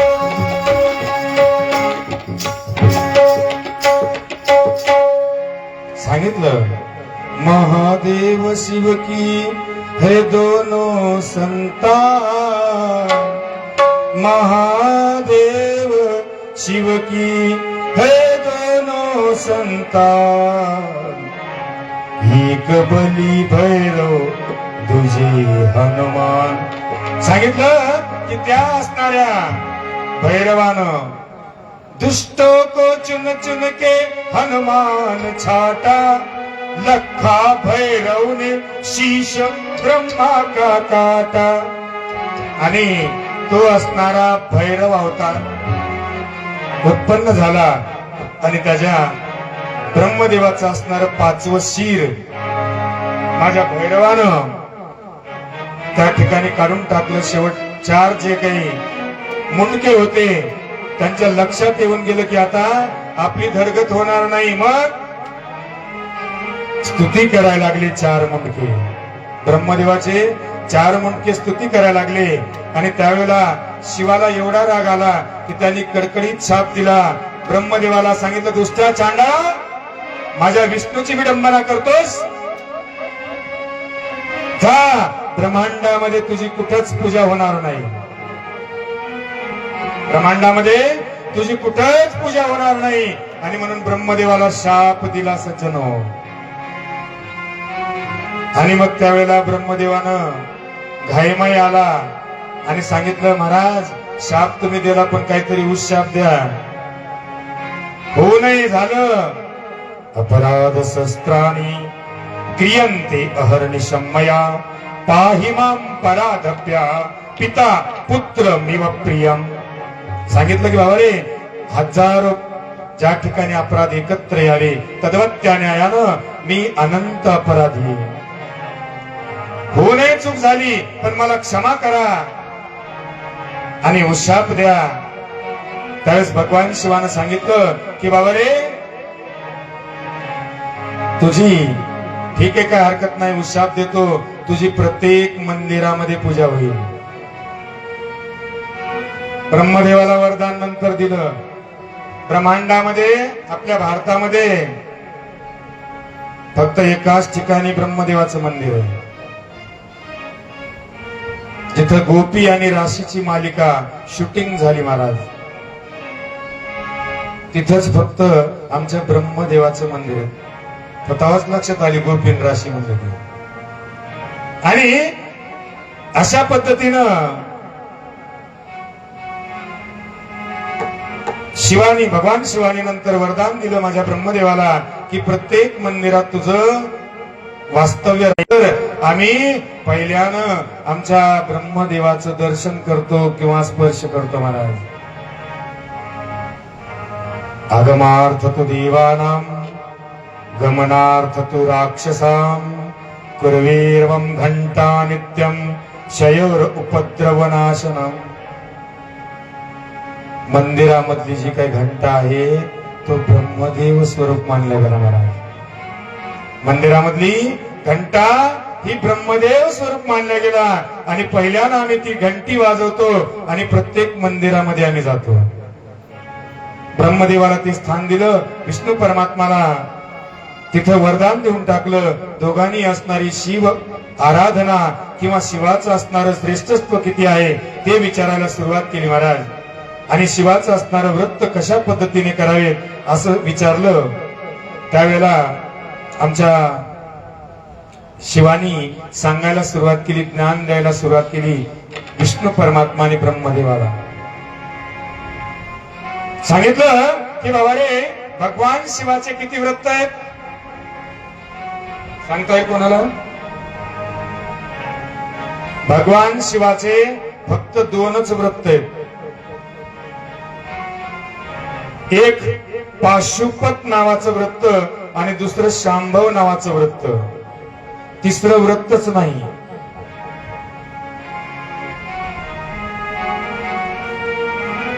उपहास नाही किंवा भामटेगिरी नाही, ग्रंथावर हात ठेवून सांगतो तिसरं व्रतच नाही. उपवासाचे 3 व्रत आहेत. एक सोमवार, प्रदोष आणि शिवरात्री. हे व्रत वेगळं. पण चांद्रायण आदी जे आहे, आयनादी, ते फक्त एक पाशुपत आणि दुसरं शांभव नावाचं व्रत. 2च आहेत. आता आमचं महिला मंडळ, ज्या माता वर्ग सर्व बसलेल्या आहेत माझ्या समोरच्या, आता एक नवीन व्रत करतात. काय? कोणतं आहे? सांगा सांगा सांगा, बोला. कोणतं व्रत करताय? गेले का काय? हर हर महादेव. कोणतं व्रत करता तुम्ही? हा, पशुपती नावाचं. लक्षात ठेवा मायबापू, परमपूज्य आदरणीय पंडित प्रदीपजी मिश्रा यांनी अनंत उपकार केले शिवभक्तीवर. त्याच्याबद्दल मी त्यांचा शतशः ऋणी आहे आणि त्यांच्या चरणाला माझ्या इथून माझे शतशत नमन. कोट्यावधी उपकार आणि शिवभक्तीवर आधारित त्यांनी केले. पण जे काही पशुपती नावाचं वृत्त ते ग्रंथात वृत्तच नाही. ग्रंथावर हात ठेवून मी सांगतो, आता फक्त थोडा विपर्यास झालाय. काय झालाय? जे पाशुपत नावाचं वृत्त त्यांना हिंदीमध्ये बोलत असताना त्याने त्याला पशुपती केलं. लक्षात ठेवा, ज्या पद्धतीनं प्रदोष व्रत केल्या जातं शिवाचं, तद्वत त्या न्यायानं पाशुपत नावाचं व्रत केलं जातं. आणि त्याच पाशुपत व्रताला त्यांनी हिंदीमध्ये बोलत पशुपती करून टाकलं. पण पशुपती आणि पाशुपत मध्ये काय फरक आहे, एक 10-15 मिनिटात सांगू आणि कथेची आपण निरोपाचा घेऊ. आता तुम्ही जे काही पशुपती नावाचं व्रत करताय त्याचा अर्थ काय मी तुम्हाला सांगतो. पशुपती या शब्दाचा असा अर्थ आहे, कुरुक्षेत्रावर पांडव आणि कौरवांचं युद्ध झालं. पांडव आणि कौरवांचं युद्ध झालं आणि त्यावेळेला सगळे कौरव मारले गेले. आणि कौरव मारल्या गेल्याच्या नंतर माझ्या धर्मराजांनी आपल्या 4 भावांना घेऊन अनुक्रमे भीम, अर्जुन, नकुल, सहदेव 4 जणांना घेऊन कृष्ण परमात्मा जवळ बसले आणि सांगितलं, हे प्रभू, हे कृष्णा, आम्ही जन्माला आलो आणि आमच्या जन्मामध्ये जे कर्म कर्तृत्व होतं ते आम्ही कर्तृत्व पार पाडलं, आमचं कार्य संपलं. जे काही कौरव मारायचे होते ते आम्ही मारले. आता एकच करा प्रभू कृष्णा, आम्हाला मुक्ती द्या ना, आम्हाला मुक्ती द्या. आता झोपणारे डोळे उघडून पाहू नका, शेवटला मुक्ती. हर हर महादेव शेवटला भेटणार आहे मुक्ती. मुक्ती मोक्ष ज्याला म्हणतो आम्ही. आमच्या 5 पांडवांनी मागितलं, कृष्णा आणि आम्हाला मोक्ष दे, मुक्ती दे. त्यावेळेस कृष्ण परमात्मानं या 4-5 जणांकडे पाहिलं आणि सांगितलं, तुम्हाला आणि मी मुक्ती देऊ कदापि शक्य नाही. त्याने सांगितलं का? कृष्ण परमात्माने सांगितलं, मी तुम्हाला मुक्ती देऊ शकत नाही. त्याने सांगितलं काय कारण आहे, आम्हाला मुक्ती का देत नाही तुम्ही? गीतेच्या 7व्या अध्यायामध्ये 19वा श्लोक, बहुनाम जन्मनामन्ते ज्ञानाम माम प्रपद्यते, सांगितलं अनेक जन्म घ्यावे लागतील तुम्हाला आणि पुण्य करावं लागेल, त्यावेळेस मी तुम्हाला भेटेल. बहुनाम जन्मनामन्ते ज्ञानिनाम माम प्रपद्यते, माम म्हणजे मी. त्यावेळेस सांगितलं, मग प्रभू आणि तुम्ही मुक्ती देणार नाही का, आम्हाला मोक्ष कोण देईल, मग मुक्ती कोण देईल? दुसरी गोष्ट सांगितलं आमच्या कृष्ण परमात्मानी, तुम्ही अनंत पाप केलेत पांडवांनो, गोत्र हत्या केल्या, नुसते 100 कौरवच मारले का? नाही, सेनापती मारले, घोडदळ, पायदळ सगळे सगळे सगळे मारले, रक्ताच्या नद्या वाहिल्या, कोणाचा हात तुटला, कोणाचा मान तुटली, कोणाचं टंगड तुटलं वगैरे वगैरे असणार सगळा रणसंग्राम तुम्ही या ठिकाणी केला आणि अनंत पापाचे धनी तुम्ही बनलात. आणि त्या पापामधून मी मुक्त कदापि करू शकत नाही तुम्हाला. त्यावेळी सांगितलं, मग आम्हाला मोक्ष कोण देईल, मुक्ती कोण देईल? त्याने सांगितलं फक्त एकच, धर्मार्थ काम मोक्ष शिव देखता प्रत्यक्ष. सांगितलं, बाबा रे, तुम्हाला जर मोक्ष पाहिजे असेल तर फक्त तो शिव परमात्मा देईल, मी नाही देऊ शकत तुम्हाला. मग आमच्या 5 पांडवांनी सांगितलं, बरं ठीक आहे, काय हरकत नाही, आम्ही भगवान शिवाकडे जाऊ, पण आम्हाला मार्ग दाखवा आणि आदेश द्या, आज्ञा द्या. साष्टांग नमस्कार केला माझ्या कृष्ण परमात्माला. 5 पांडवांनी मार्ग विचारला आणि मग 5 पांडवांना मार्ग हिमाचलाचा दाखवला. जा, हिमालयामध्ये जा आणि भगवान शिवाची भेट घेऊन मुक्त व्हा. त्यावेळेस 5ही जण निघाले. जसे निघाले तसे आपल्या भारताची सीमा संपवली आणि नेपाळमध्ये गेले आणि नेपाळमध्ये काठमांडू नावाचं गाव, शहर, राजधानी नेपाळची, तिथं पशुपती नावाचं मंदिर आहे. पशुपती नावाचं शिवाचं मंदिर आहे. त्या ठिकाणी हे 5 पांडव गेले. आमच्या तुमच्या सारखे बाकीचे दर्शन करत होते, दर्शन केलं आणि निघाले. तर इकडं 5 पांडव येऊन पोहोचले. भगवान शिवानं विचार केला की कृष्ण परमात्मा किती खेळाडे आहे. त्याच्याजवळ ताकद नव्हती का यांना मोक्ष द्यायला, मुक्ती द्यायला? माझ्याकडे पाठवून दिलं आणि मग मी सहजासहजी फुकटमध्ये कसा यांना प्राप्त होऊ? आणि जर फुकटमध्ये झालो प्राप्त तर जग मला किंमत देईल का? नाही. मग भगवान शिवाने विचार केला आणि जी शिवलिंग पिंड जी होती ती जमिनीमध्ये गडप झाली. जमिनीमध्ये गडप झाल्याच्या नंतर पांडवांनी पाहिलं, युधिष्ठिरानं आमच्या तुमच्या सारख्याला विचारलं, का हो इथं भगवान शिवाची पिंड होती, महादेव होता, भगवान शिव होते. आमच्या तुमच्या सारख्याला सांगितलं, आम्ही दर्शन घेतलं होते बाबा, आम्ही पाहिले. त्यावेळेस धर्मराजा म्हणजे न्यायाचा अधिकारी आहे महाराज. त्यांनी पटकन लक्षात घेतलं, कोणतीही गोष्ट खडतर तपश्चर्या केल्याशिवाय प्राप्त होत नाही, ध्यानात ठेवा.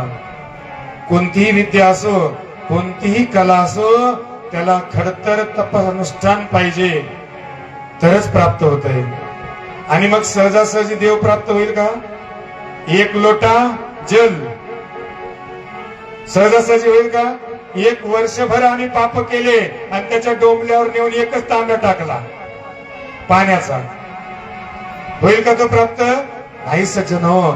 आमच्या परम पंडित प्रदीपजी मिश्रांचं म्हणणं आहे की त्याच्यामध्ये सातत्य ठेवा.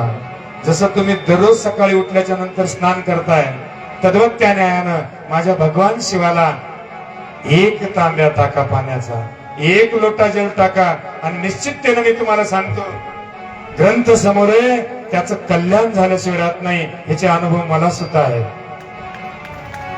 पण त्या गोष्टीमध्ये सातत्य ठेवा. वर्षभर पाप करायचं आणि एकदाच जायचं आणि एकदा त्यांच्या त्या साळुंकेवर पाणी टाकायचं, शिवावर पाणी टाकायचं. मी कालच सांगितलं, आम्ही अनंत पाप करतो आणि तसं अनंत पापामधून एकदाच नका करू, तर त्याच्यामध्ये सातत्य ठेवण्याचा प्रयत्न करा. जिंदगी का हल जल्दी निकल जाएगा, ये मैं भी शाश्वती दे दूंगा. हर हर महादेव. आणि त्यावेळेला माझ्या युधिष्ठिरानं विचार केला आणि मग सांगितलं, हे भीमा, हे अर्जुना, हे नकुला, हे सदेवा, आपल्याला भगवान शिव खडतर तपश्चर्या केल्याशिवाय मिळणार नाही. मग आपल्याला साधना करावं लागेल, त्यावेळेस भेटतील. आणि मग त्या 5 पांडवांनी खडतर तपश्चर्या केली बऱ्याच काळापर्यंत. आणि मग भगवान शिवाला त्या ठिकाणी दया माया आली त्यांची. आणि मग शंकर प्रकट झाले, प्रसन्न झाले पांडवांना. आणि पांडवांना प्रसन्न होऊन जिथं शिवलिंग होत, 1 मुख असलेलं शाळुंकेला गडप झालेलं ते वर आलं आणि त्याला 5 मुंडके तयार झाले. त्याच्या अगोदर पाहायचं जर म्हणलं तर पंचमुखी परमेश्वर मानला जातो. सद्योजात, वामदेव, अघोर, तत्पुरुष आणि ईशान्य 5 मुख आहेत त्याला. पण त्या ठिकाणी असं मानलं गेलं की 5 पांडवांनी पूजा केल्यामुळं ते 5 मुंडके त्या ठिकाणी निर्माण करून भगवान शिवानं आणि त्यांना मोक्ष दिला 5ही पांडवांना.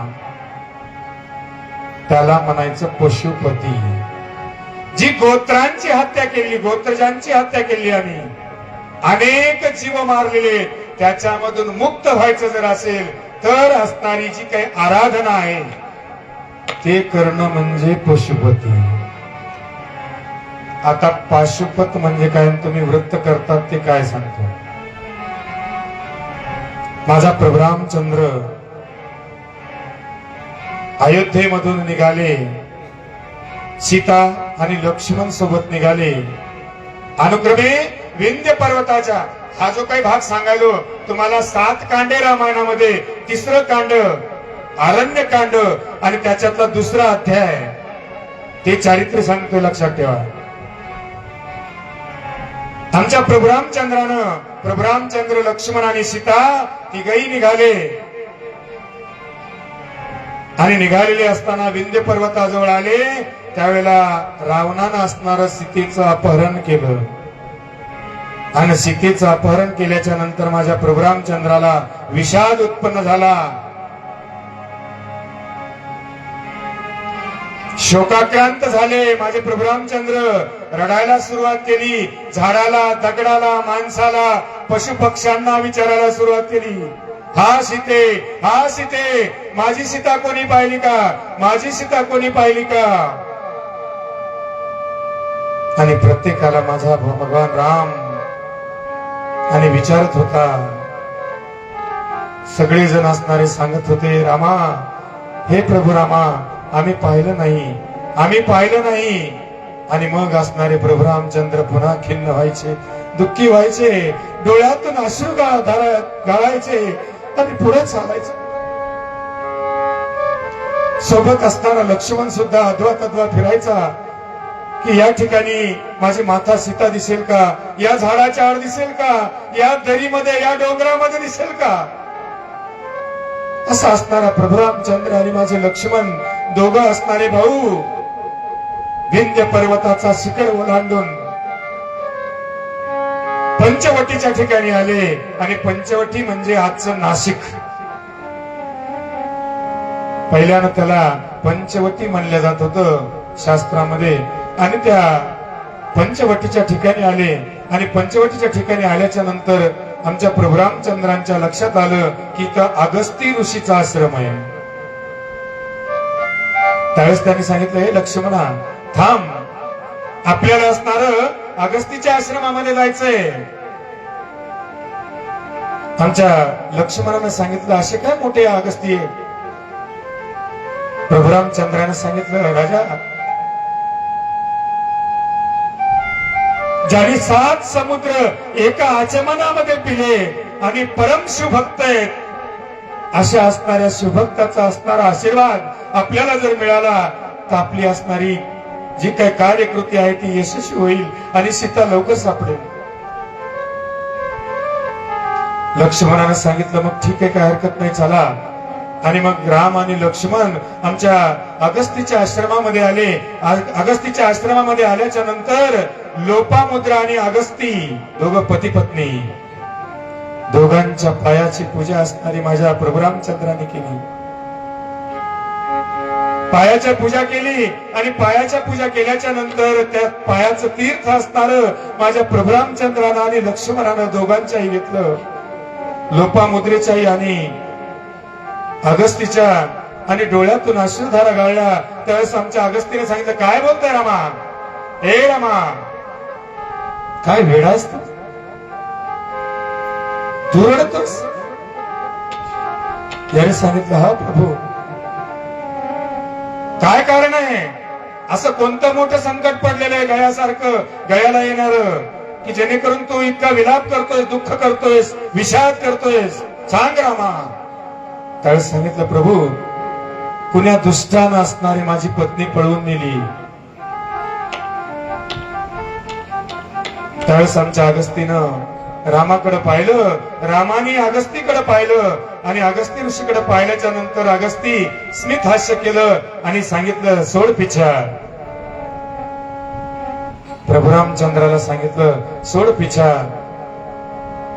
प्रभू रामचंद्रानं सांगितलं, महाराज, कसं शक्य, ज्या पत्नीला धर्मेचे, अर्थेचे, कामेचे, नातीचरितव्यम म्हणून मी स्वीकार केलाय, त्याचा नाद सोड किंवा पिच्छा सोड कसं म्हणताय. त्यावेळेस सांगितलं, रामा, का वेळेपणा घेतोस तू, पहिल्या जन्मात तू कोण होतास, सीता कोण होती, पुढच्या जन्मात कोण राहणार आहात, का वेळेपण घेता रामा तुम्ही. त्यावेळेस त्यांनी सांगितलं, प्रभू, तुम्ही म्हणताय ते खरंय, पण या कुळामध्ये मी क्षात्र कुळामध्ये जन्माला आलो. जन्म कुठे घेतला? क्षात्र कुळामध्ये घेतला. आणि जर समजा क्षत्रिय कुळामध्ये जन्म घेऊन त्या क्षत्रियाची पत्नी जर दुसऱ्या दुष्ट असणाऱ्या क्षत्रियाने नेली तर प्रभू युद्ध करणं माझा क्षात्र धर्म आहे. बर का, युद्ध करणं माझा क्षात्र धर्म आहे. मला युद्ध केल्याशिवाय पर्याय नाही. मग तो मला विजय मिळो किंवा माझा प्राण जावो. त्यावेळेस आमच्या अगस्ती महर्षींनी रामाकडे पाहिलं आणि सांगितलं, रामा काय बोलतोस तू? ज्या सीतेचा तू विचार करायलास ती सीता तुला कशी मिळेल रे? त्याने सांगितलं, का माझ्या शौर्यावर तुम्हाला काही संशय आहे का प्रभू? याने सांगितलं, तसं नाही. ज्याने तुझी सीता पळून नेली, लक्षात ठेवा, ज्याने तुझी सीता पळवून नेली त्या नगरीला चौकडून पाणी आणि एकच रस्ता आहे. 1 2 कोट्यावधी राक्षस गण आहेत. 3 अगडबंबाच्या अगडबंब कुंभकर्ण आहे. 4 दिव्य अस्त्राचं ज्ञान असणारा विभीषण आहे. 5 इंद्राला जिंकणारा इंद्रजित आहे. 6 परम शिवभक्त रावण आहे. रामा, परम शिवभक्त रावण आहे. शिवभक्ताची हत्या करशील तू? कसं शक्य आहे रामा? त्यावेळेस प्रभू रामचंद्राच्या डोळ्यात अश्रू आले सज्जनो. आणि अश्रू आल्याच्या नंतर सांगितलं, प्रभू माझा जर विजय इतका दुर्घट असेल, माझा विजय जर एवढा दुर्घट असेल तर तो सुकर होण्यासाठी मार्ग दावा. प्रभू मला काहीतरी मार्ग सांगा की जेणेकरून मी विजयी होईल. त्यावेळेस आमच्या अगस्ती महर्षींनी सांगितलं, राजा प्रभू रामचंद्रा, फक्त त्याला एकच पर्याय आहे, शिवभक्ती करावी लागेल. शिवभक्तीशिवाय कोणाला जगात काहीच मिळालं नाही महाराज. याने सांगितलं ती काय करावं लागेल? आमच्या अगस्ती ऋषीने सांगितलं, पहिल्यानं तुला शिव मंत्राची दीक्षा घ्यावी लागेल रामा. शिव मंत्राची दीक्षा घ्यावी लागेल. पाशुपत नावाचं व्रत करावं लागेल. पाशुपत नावाचं व्रत करावं लागेल. शिवलिंगाची स्थापना करावी लागेल. आणि मग भगवान शिव तुला प्रसन्न होऊन पाशुपत व्रतामुळं पाशुपत नावाचं अस्त्र प्रदान करतील. आणि त्या योगे तो रावण मरेल. त्या योगानं, ह्या व्रतानं तुला पत्नी मिळेल, शत्रू नष्ट होईल, मुलं होतील, सत्ता संपत्ती अधिकार राजापद तुला प्राप्त होईल.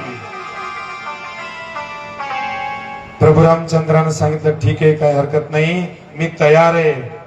मग त्यावेळेला आमच्या अगस्ती महर्षींनी पंचवटी माझी जानकीचा नाथ, पंचवटी माझी जानकीचा नाथ, नाथ नाथ नाथ नाथ, पंचवटी माझी जानकीचा नाथ, पंचवटी माझी जानकीचा नाथ.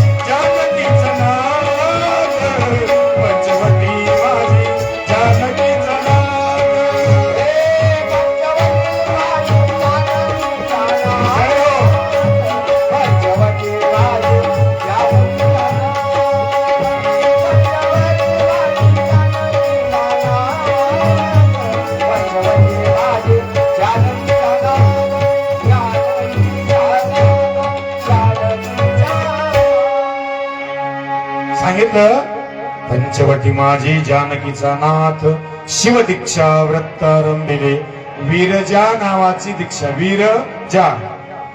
वीरजा नावाची शिवदीक्षा माझ्या प्रभू रामचंद्राला घ्यावी लागली. शिव पंचाक्षर षडाक्षराचा उपदेश अगस्ती मुनीकडून घेतला आणि पांढरच वस्त्र परिधान करावं लागलं.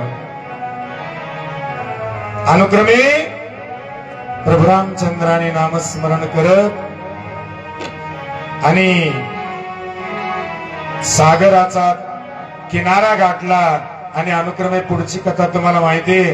प्रभू रामचंद्रांनी वाळूचं शिवलिंग अर्थात रामेश्वर स्थापन केला आणि त्याची आराधना केली. आराधना केल्याच्या नंतर तिथं भगवान शिव प्रगट होण्यासाठी चमत्कार दाखवला महाराज. तोही भाग आमच्या रामायणामध्ये येतो. ज्यावेळेस इकडं नळनीळ असणारे सेतू बांधत होते, इकडे भगवान प्रभू रामचंद्र आराधना करत होते, नामस्मरण करत होते, साधना करत होते. त्यावेळेला समुद्रामध्ये प्रचंड आवाज झाला. हजारो विजांचा कडकडाट, हजारो विजांचा लखलखाट एका ठिकाणी व्हावा, धरणी कंप व्हावा. त्या न्यायानं आवाज झाला, दणाणा उठला आणि आमच्या लक्ष्मणानं ते प्रचंड तेज पाहिलं आणि लक्ष्मणाला मूर्छना आली. इकडे प्रभू रामचंद्रानं असणार त्या तेजाकडे पाहिलं, मनामध्ये विचार आला काहीतरी मायावी राक्षस असेल आपल्याकडे आलेला, आणि म्हणून भाता जो काही होता बाणाचा त्या भात्यातून बाण काढला, धनुष्याला बाण ओपला आणि झुई झुई झुई एक एक एक एक अस्त्र असणारे बसल्या बसल्या त्या प्रचंड तेजामध्ये टाकले महाराज. आणि प्रचंड तेजामध्ये अस्त्र जसे जसे गेले तस तसे सगळे विरून गेले. भात्यामध्ये पाहिलं तर एकही बाण राहिला नाही. शेवटी मनामध्ये विचार केला की हे काहीतरी मोठं मायावी असणारं संकट आहे. थरथर कापायला सुरुवात केली आणि थरथर कापत असताना धनुष्य खाली पडला आणि भडभड पेटला. त्यावेळेला प्रभू रामचंद्राने ओम नमः शिवाय, ओम नमः शिवाय, ओम नमः शिवायची गर्जना केली. त्यावेळेला सारखं असणारं एकटक त्या प्रचंड तेजामध्ये बघायला सुरुवात केली. त्याच्यामध्ये माझा भगवान शिव पहिल्यांदा दिसला. त्यानंतर पार्वती दिसली, धवळा नंदी दिसला, त्यावर आरूढ होऊन बसलेले भगवान शिव दिसले. विष्णू अवतार जे 10 आहेत विष्णू परमात्माचे, ते 10ही अवतार ब्रह्मदेव दिसले. इंद्र चंद्र वगैरे वगैरे दिसायला लागलं मंडळ. आणि मग त्या असणाऱ्या मंडळामधून माझ्या भगवान शिवानी धवळ्या नंदीवर बसून आमच्या प्रभू रामचंद्राकडे यायला सुरुवात केली. जसं आलं तसं भगवान प्रभू रामचंद्राच्या खांद्याला धरून उचललं आणि उजव्या मांडीवर मांडलं आणि सांगितलं, रामा सांग काय विचारायचंय तुला. या ब्रह्मांडामध्ये माझ्यासारखा गुरु कोणीच नाही, सांग रामा. आणि म्हणूनच आमचे संप्रदायामध्ये एक अभंग लिहिलेला आहे, महादेव हरी महादेव हरी.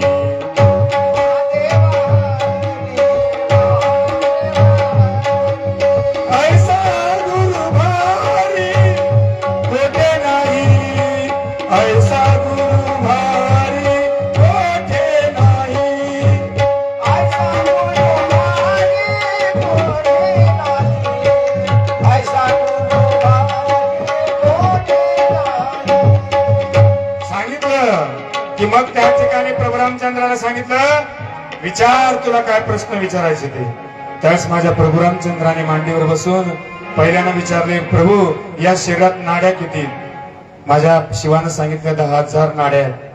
त्याच्यात काही मुख्य आहेत का. भगवान शिवानं सांगितलं 10 मुख्य आहेत.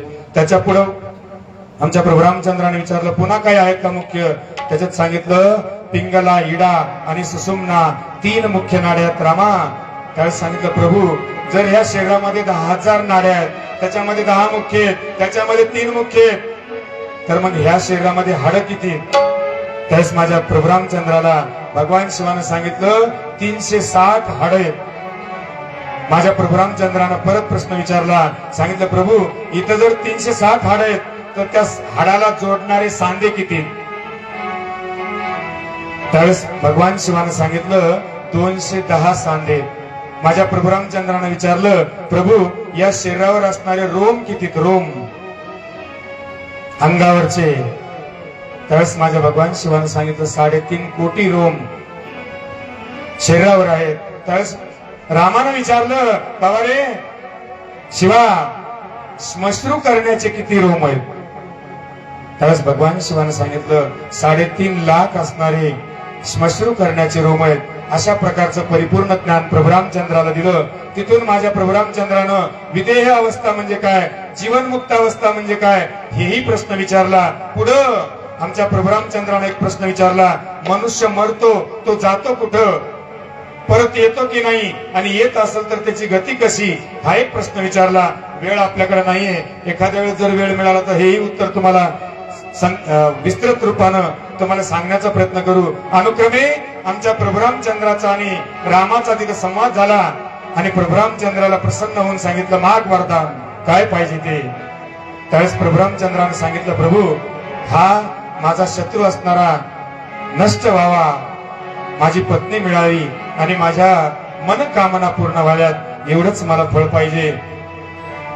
त्यावेळेस माझ्या भगवान शिवानी हात पुढे केला आणि पाशुपत नावाचं अस्त्र काढलं आणि प्रभू रामचंद्राला प्रदान केलं. महाराज, जसं प्रभू रामचंद्राला प्रदान केलं तसं पुढचं तुम्हाला सगळंच माहितीये. युद्ध झालं, रावण मेला, अनुक्रमे सीतेला आणलं, अयोध्येचा राम माझा राजा झाला, अनुक्रमे लवकुश झाले आणि शेवटी रामायण संपलं वगैरे सर्व काही चरितार्थ आणि कथार्थ ऐकला तुम्ही. सांगायचं तात्पर्य सज्जनो, ज्यांना पत्नी शत्रू नष्ट करणे, पत्नी प्राप्त करणे, संतती प्राप्त करणे, राजवैभव प्राप्त करणे, सत्ता पदवी अधिकार प्राप्त करणे ज्यांना पाहिजे त्यांनी पाशुपत नावाचं व्रत करावं. आणि ज्यांना फक्त गोत्रजांची हत्या केल्याचं फळ पाप नष्ट करायचंय त्याने पशुपतीची असणारी आराधना करावी, व्रत नाही. आणि अशा पद्धतीनं जे काही तुम्ही करताय हे पाशुपत नावाचं व्रत आहे. सज्जनो, जे काही शिवमहापुराण आहे हे परिपूर्णतेनं मी वाचलेलं आहे आणि म्हणून सांगतोय, फक्त 2 व्रत, एक पाशुपत आणि दुसरं शांभव. एक महात्मा असाच पुढे होऊन जाईल, तो शांभव नावाचं व्रत सांगेल जे माझ्या कृष्ण परमात्मानं केलंय. आणि शांभव वृत्तामुळे कृष्ण परमात्माला शिवाची प्राप्ती झाली. असाच कोणीतरी एक महात्मा निर्माण होईल आणि शांभव नावाचं व्रत सांगेल. आणि म्हणून अशा पद्धतीनं जे काही व्रत करायचं ते समजून करा आणि निर्मळ अंतःकरणानं करा, श्रद्धेनं करा आणि समर्पित भावनेनं करण्याचा प्रयत्न करा. आता भगवान शिवाची आराधना कोणी कोणी केली आणि कोणाकोणाला काय काय मिळालं हे आपल्याला उद्याच्या सत्रामध्ये पाहायचंय. आजचा वेळेचा असणारा प्रबंध आहे आणि म्हणून सीमा आहे काही ना काहीतरी, आणि म्हणून आजची असणारी कथा या ठिकाणी माझ्या सद्गुरूच्या चरणी तसंच तुमच्या सत्य सज्जनांच्या चरणी समर्पित करण्यापूर्वी उद्या लिंग महात्म्याने लिंगाची आराधना कोणाकोणाला करावी लागली आणि कोण कोण ज्येष्ठ श्रेष्ठ बनलं हे तुम्हाला सांगितलं जाईल. त्याची पूजा कशी करावी आणि तीही सुरुवात होईल. परवाच्या दिवशी असणार देवाला काय काय वाहिल्याच्या नंतर काय काय फळ मिळेल, काय काय मिळेल असं असणार, कोण कोण असणारे पदार्थ वाहिल्याच्या नंतर तुम्हाला काय काय फळ मिळेल, जे तुम्ही आजपर्यंत टीव्हीवर ऐकलं नाही, जे आजपर्यंत तुम्ही टीव्हीवर ऐकलं नाही ते मात्र मी सांगण्याचा प्रयत्न निश्चित करील. या सिंहासनावरून तुम्हाला वचन देतो मी. आणि जी काय असणारी जी कथा आहे ही कथा आजची आमच्या भगवान शिवानं विष्णू परमात्माने ब्रह्मदेवाला सांगण्याचा प्रयत्न केला. इकडं प्रयागराजाच्या ठिकाणी सूत महामुनींनी शौनकादिकांना आमच्या कलियुगामध्ये असणाऱ्या अधर्माचा धर्म बनवण्यासाठी अधर्माला धर्म बनवण्यासाठी, धर्मावर आणण्यासाठी, धर्माचे रीतिरिवाज, धर्माचं आचरण सांगण्यासाठी आणि शिवकथा सांगण्याचं प्रयोजन केलं महाराज. प्रत्येक जण असणारा हव्यासापोटी इकडं तिकडं भटकायला लागलेला आहे. कोणीही असणारा माग पळायलाय तो अर्थाचा. पण सज्जन हो, त्याच्यामुळे असा एक विपरीत परिणाम होत चालला की बरेचसे मुलं लग्नाचे राहिले. सगळ्याच संप्रदायामध्ये बरेचसे मुलं लग्नाचे राहिले. कारण काय? उलट जग आहे. जग हे उलट आहे. गरीबातला गरीब मुलीचा बाप असला त्याला काय वाटायले, मुलगी कोणाची द्याव, नोकरदार असावा, एकुलता एक मुलगा असावा.